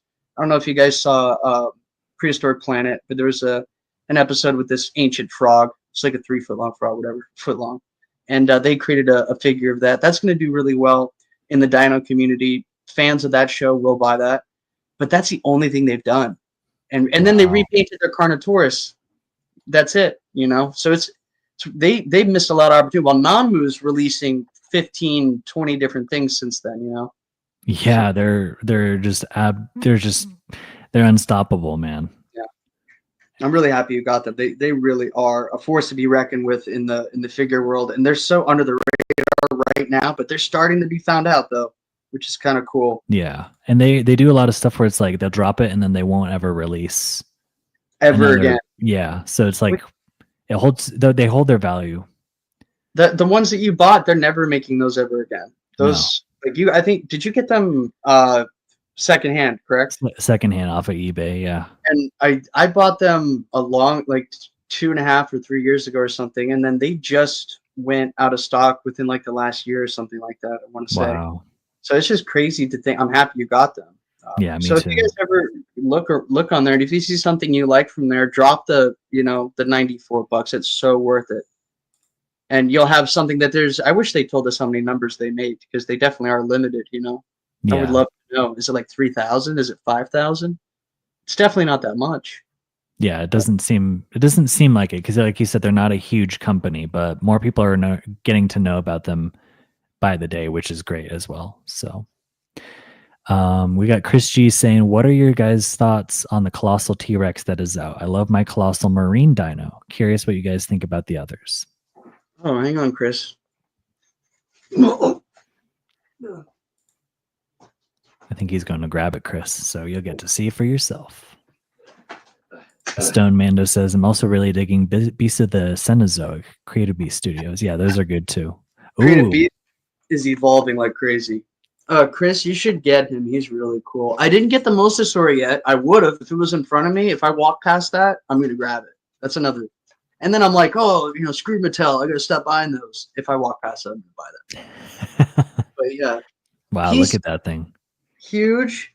But again, why did I buy this? It's crazy. It looks really good. It's the size of a house cat, though. Yeah, it's giant. He's like 3 feet long. It's really cool. It's definitely cool. If you have room for it, definitely get him. And I think that I saw somewhere he was on sale not too long ago. Something for like $50 or something. Super, super cheap. That's a good price. Yeah. Colossal T-Rex. Woo, man. That's a big one. Yeah, well, Chris, if you have the room, I think Connor definitely recommends it. I definitely recommend him. And Chris, do you like your Mosasaur? Tell us about that. Yeah. What do you think on the Mosasaur, Chris? The head looks like... Yeah, it does. Stone says also shout out to Connor for recommending them to me as well. Rebor or Nanmu, sorry. Nanmu. Yeah. How much is it? I need it. How much? Shoot, I forgot what we were talking about, Chris. How much is what, buddy? Colossal? I think. Oh yeah, the colossal. Okay. And then R2 Drew 2 says, I'm thinking about the convention crash T-Rex because it scales with all the Hammond stuff. I think. Yep. What scale is Nanmu at? Nanmu is at 1/35th scale. 1/35th. And what is Mattel at? Do you remember? Oh no, I don't. Okay, that's okay. Yeah, it's huge, Chris G. It's like the size of a small dog. Yeah, it's huge. So this is, it's like 3 feet long, I think. But he's very lightweight. But Wow. definitely worth it. It's cool. That's awesome. So yeah, everybody, if you are in the market for the SDCC convention T-Rex, it does look really cool. I believe it's going to on sale in a week. So that's the 26th of July on the Mattel Creations website for about $80. His not 80? His nostrils aren't even painted. What's that, man? His nostrils aren't painted. It bothers me. He said black. The super colossal. No, of that T-Rex, I could see his nostrils weren't painted. Of the you're right. Yeah, his eyes look so good. I can see it from there. Yeah, the eyes do look good. He does look cool. Wouldn't it be funny if I bought him anyway? I know, right? I could see that. He is kind of good. R2 Juju, I thought Hammond collection is a 1/18th scale. Okay, nice. 1/18th scale. Very nice. Yeah, man. So just wanted to pick your brain on the new Hammond collection T-Rex convention crasher. Very interesting. I might try to go for it. I might not. I'm not sure yet. I don't really need to be adding more collectibles to the dino shelf. So, but the resale is tempting, even though I'm not a reseller. I know it would go for a pretty penny in like a year. So it'd be fun to do it. Honestly, yeah. Yeah, it'd be interesting, man. Or you fall in love with it and you're like, shit. Yeah, exactly. Stone says, do it, buy it, do it. It's kind of cool, huh? Right on, man. Well, shoot, I kind of think we burned through the show. We went over 2 hours. We are at 2 hours, 7 minutes. We have 11 people still watching. We got up to 17. So thank you to everyone for spending your Wednesday night with Connor and I. I really appreciate it. I love having Connor on as a guest. He is a recurring guest at this point on the show. Oh my gosh, I forgot to do the giveaway. Don't worry. We are going to do a giveaway right now.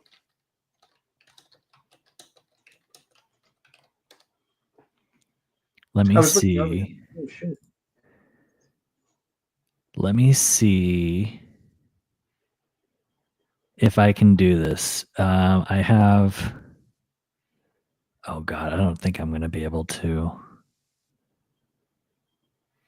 Wait a second. Give me 1 second. Connor, go ahead and spit some facts. What did you think about Jurassic World Rebirth, dude? Oh, my God. So I've seen the movie over 10 times. Don't ask how, but I have. I saw it once in theaters, the rest at home. I couldn't believe some of the things that I saw in it.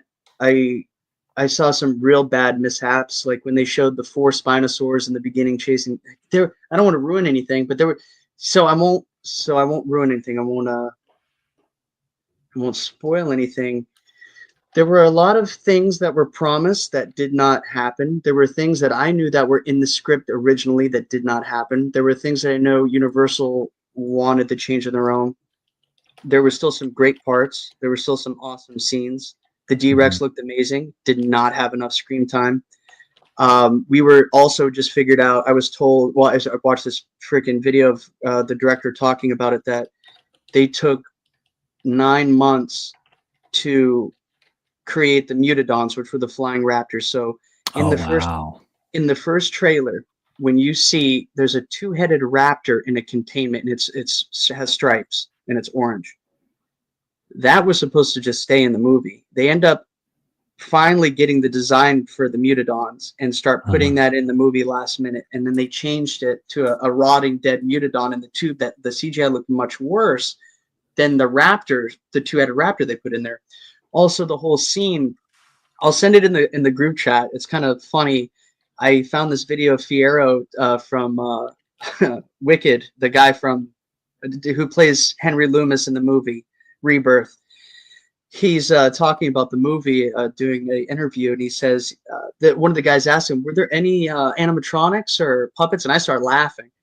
And he's like, "Well, actually, there were puppets and these guys that came out that had raptor heads, and they moved the heads and the mouths operated." Yeah, that part was cut.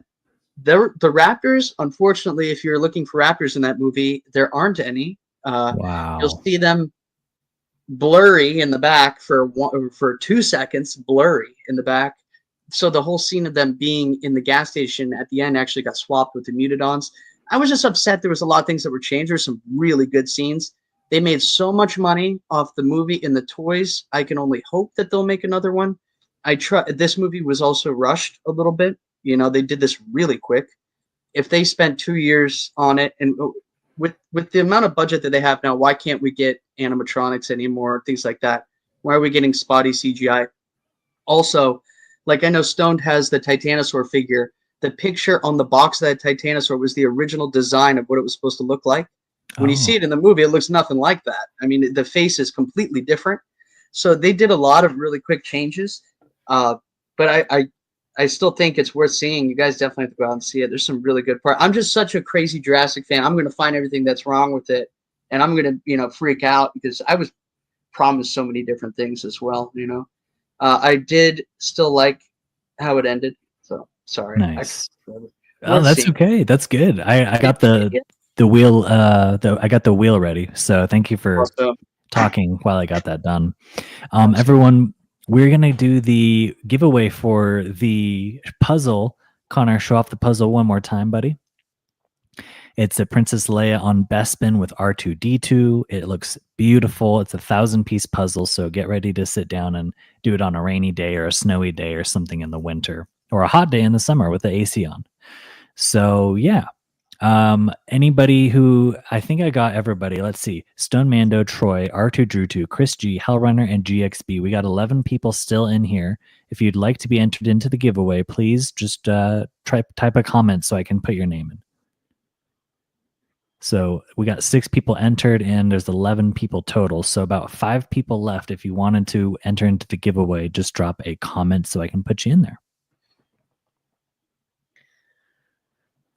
Nice. Well, I'm excited to see Rebirth eventually. I don't know if I'll go see it in the movie theaters, but yeah. You haven't seen it looks yet. like a fun time. Yeah, I have not seen it yet. Yeah. So yeah, man. So yeah, everyone, we are getting ready to do the giveaway here. I am going to. Oh yeah, Mama Collective's in. She's down for the puzzle. Awesome. There we go. Nice. Now we got 7 people in here. 11 people total. We'll just give it another 30 seconds here. If you'd like to enter into the giveaway, just drop a comment and we will put you in so that you can potentially win. And it's 20 inches by 28 inches. So oh my gosh, that's awesome. You got to frame it. It's going to be beautiful. Right on. Yeah, I definitely got to frame that. All right. We'll give it another 15 seconds here. We got the wheel ready to go. We will do it classic. We will not do it the classic wheel spin way. We will do the elimination. So we'll just go until we have one person left. I got to put these V-Rexes back on the shelf or I'm going to knock them over. I've almost knocked them over like 3 times. Oh my God, don't do it. Yeah. I don't know how they would fare. I've never dropped one yet. Thank God. They're made out of PVC, but I don't trust it. I don't either. I'm so lucky. I think the new Nanbu, like the 3-point, like the articulated stuff is pretty freaking tough. Yeah. Yeah, you're right. I think the articulated stuff is tough. Okay, so we got everybody in here. Let's start doing the giveaway wheel spin. We got 10 people still in here, so thank you to everyone for hanging out with us on your Wednesday night. Let's get it kicked off in 3, 2, 1, and blast off. Who is eliminated first? Oh no, Mama Collective, no. So sorry, Mama Collective. Better luck next time for the giveaway. I like your idea on the puzzle, Connor. I think that's really cool as opposed to a figure. Something different. Yeah. Stone Mando asks, just bought the Smilodon. Do you have that one, Connor? No, I want that one. You got the tan one, or did you get the black one? I think The you got the 10. tan one. Yeah. Tan one looks more realistic. Yeah. I like it. Did you open it yet, Stone? Yeah, did you open that one, Stone? Let us know. All right. Next wheel spin. Let's see who gets eliminated next. Got the tan. Oh, our boy Chris G. Sorry, Chris G. Appreciate you entering, my man. Better luck next time to you. All right. Mama Collective, no worries at all. Haha. And Stone hasn't opened it yet, but he's excited to. All right. Moving it along on the wheel. Let's see who's next. Oh, no. It's Hal Runner. Hal Runner, sorry, buddy boy. Better luck next time to you. Thanks for entering and hanging out always in the live stream. Your support means the world, bud. All right, here we go. Keeping it moving.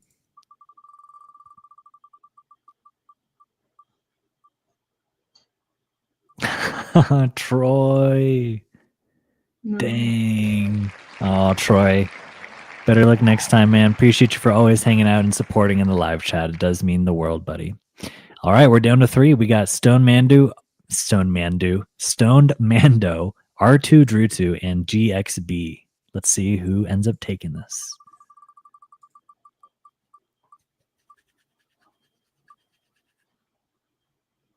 Oh, R2 Drutu. Sorry, R2 Drutu. Thanks for hanging out. We always appreciate seeing your name in the chat. All right, and now it's down to Stone Mando and GXB. Let's see who ends up taking the cake here for the Princess Leia puzzle. I should have done a longer spin on that one. Oh, Stone Mando. So close, dude. You were so close. And the winner of the puzzle goes to none other than our buddy Gen X Brian, GXB. Right on, GXB. Congratulations, dude. Connor, show off that puzzle one more time. This is actually really cool. I'm so sorry if my camera's fuzzy, but it looks so sick. It looks so good, dude. That's going to be a lot back here. Yeah, so much detail. Yeah, that's awesome. That's so cool. So I got that today at Disney. I just thought it would be a really cool thing to. The box is really beautiful. Wait till you see all the characters on it. Like you can see KSO droid right here, face. Oh, that's cool. Yeah, very cool box. So neat. But that's awesome. I'll get that on you extremely fast, man. I'm gonna message Brian on Instagram. I'm always chatting with him on there. So good. I'll have to get his address again. Nice. I'll send it to you tomorrow or the next day. Super fast. So. Right on. Yeah, congratulations to Brian. Congratulations. That's awesome. R2 Drutu, you totally deserve it, bro. Even if you join late, no worries. And Stone, that's so nice of you to pass it to Mama Collective if you won. It really is a rad puzzle piece for sure. So if I come back on, I'll definitely bring something else, something cool like that. Something for like the house or, something different. Yeah, totally. Yeah, I'll have you on as much as you'd like to, bro. You're a great co-host in my opinion and fun to talk to and bounce stuff off of. And I always love talking also dinosaurs with you as well. So dude, likewise, man. Yeah. Well, right on, everyone. We made it to the end of the show. We've been going for 2 hours and 19 minutes. We'll just round it out at 2 hours and 20, Connor. We got 10 people still in here. So thank you to everyone for hanging out with us on your Wednesday night. This has been such a blast. This has been the Hyperspace Hangout, episode number 13, featuring me, your host, Jacob, aka Star Wars Collective, and my good buddy, Connor Colarusso. Don't forget to go and like and follow him. His link to the channel is in the description of the live stream. He is almost at 800 followers, so help him get up there. He's almost there. He's running and cooking all the time with new content. He's got lots of great dinosaur stuff, and he's been doing a lot of good shorts. So keep an eye out for future content from Connor. Make sure you like and follow his channel, as well as smash the like button on the live. It does help to boost the channel in the algorithm, so that would mean a lot if you did so. And I'd love it if you left your thoughts in the form of a comment below. Let me know if there's any improvements I can do to the live stream or if you just had a good time watching. And if you're replay gang, let me know if you're replaying and watching the show some other time. Always appreciate the replay gang. So, yep, Corinne is right. Thank you, fun times. Love chatting what ifs with the chat. And Troy, okay, boys and girls, I'm going to hit the hay. Got work early in the morning tomorrow, unfortunately. Troy, thanks for hanging out. Appreciate you hanging out with us. Really means a lot. Good night, Troy. Stone Mando, fun stream, guys. Thank you all for entertaining us tonight. Yep, no problem, no worries. And then we got Joaquin in here, Joaquin Cardenas. Yep, stars, what ifs. We went through a bunch of different what ifs, Joaquin. So if you wanted to watch the replay, you can check out what we went through. And yeah, everyone have a great night. Connor, anything you got coming up? Anything you'd like to plug before we go? Oh no, just some reviews coming, just the same old stuff. Just more toys and such, you know. Always, man. Thank you so much for having me on, man. It means the world. Again, you guys, all you guys in the chat, love you guys so much. Love being a part of that chat. So much fun. I'm so happy to have met all of you guys. I honestly, my channel wouldn't even be anything without you guys blowing me up and showing me all these cool figures. And I can thank so many of you guys for that. So that's a big what if there too. Like it's everything has a butterfly effect. I honestly, I'm so thankful for having you guys as friends. So that means more to me than anything. So absolutely. Love Couldn't you have guys. said it better. Yep, love all of you guys. Connor's spitting straight up. And couldn't have done it without everyone who's watching. So thank you to everybody. Appreciate y'all. That's hilarious. Yeah, I edited your name to the dinosaur man.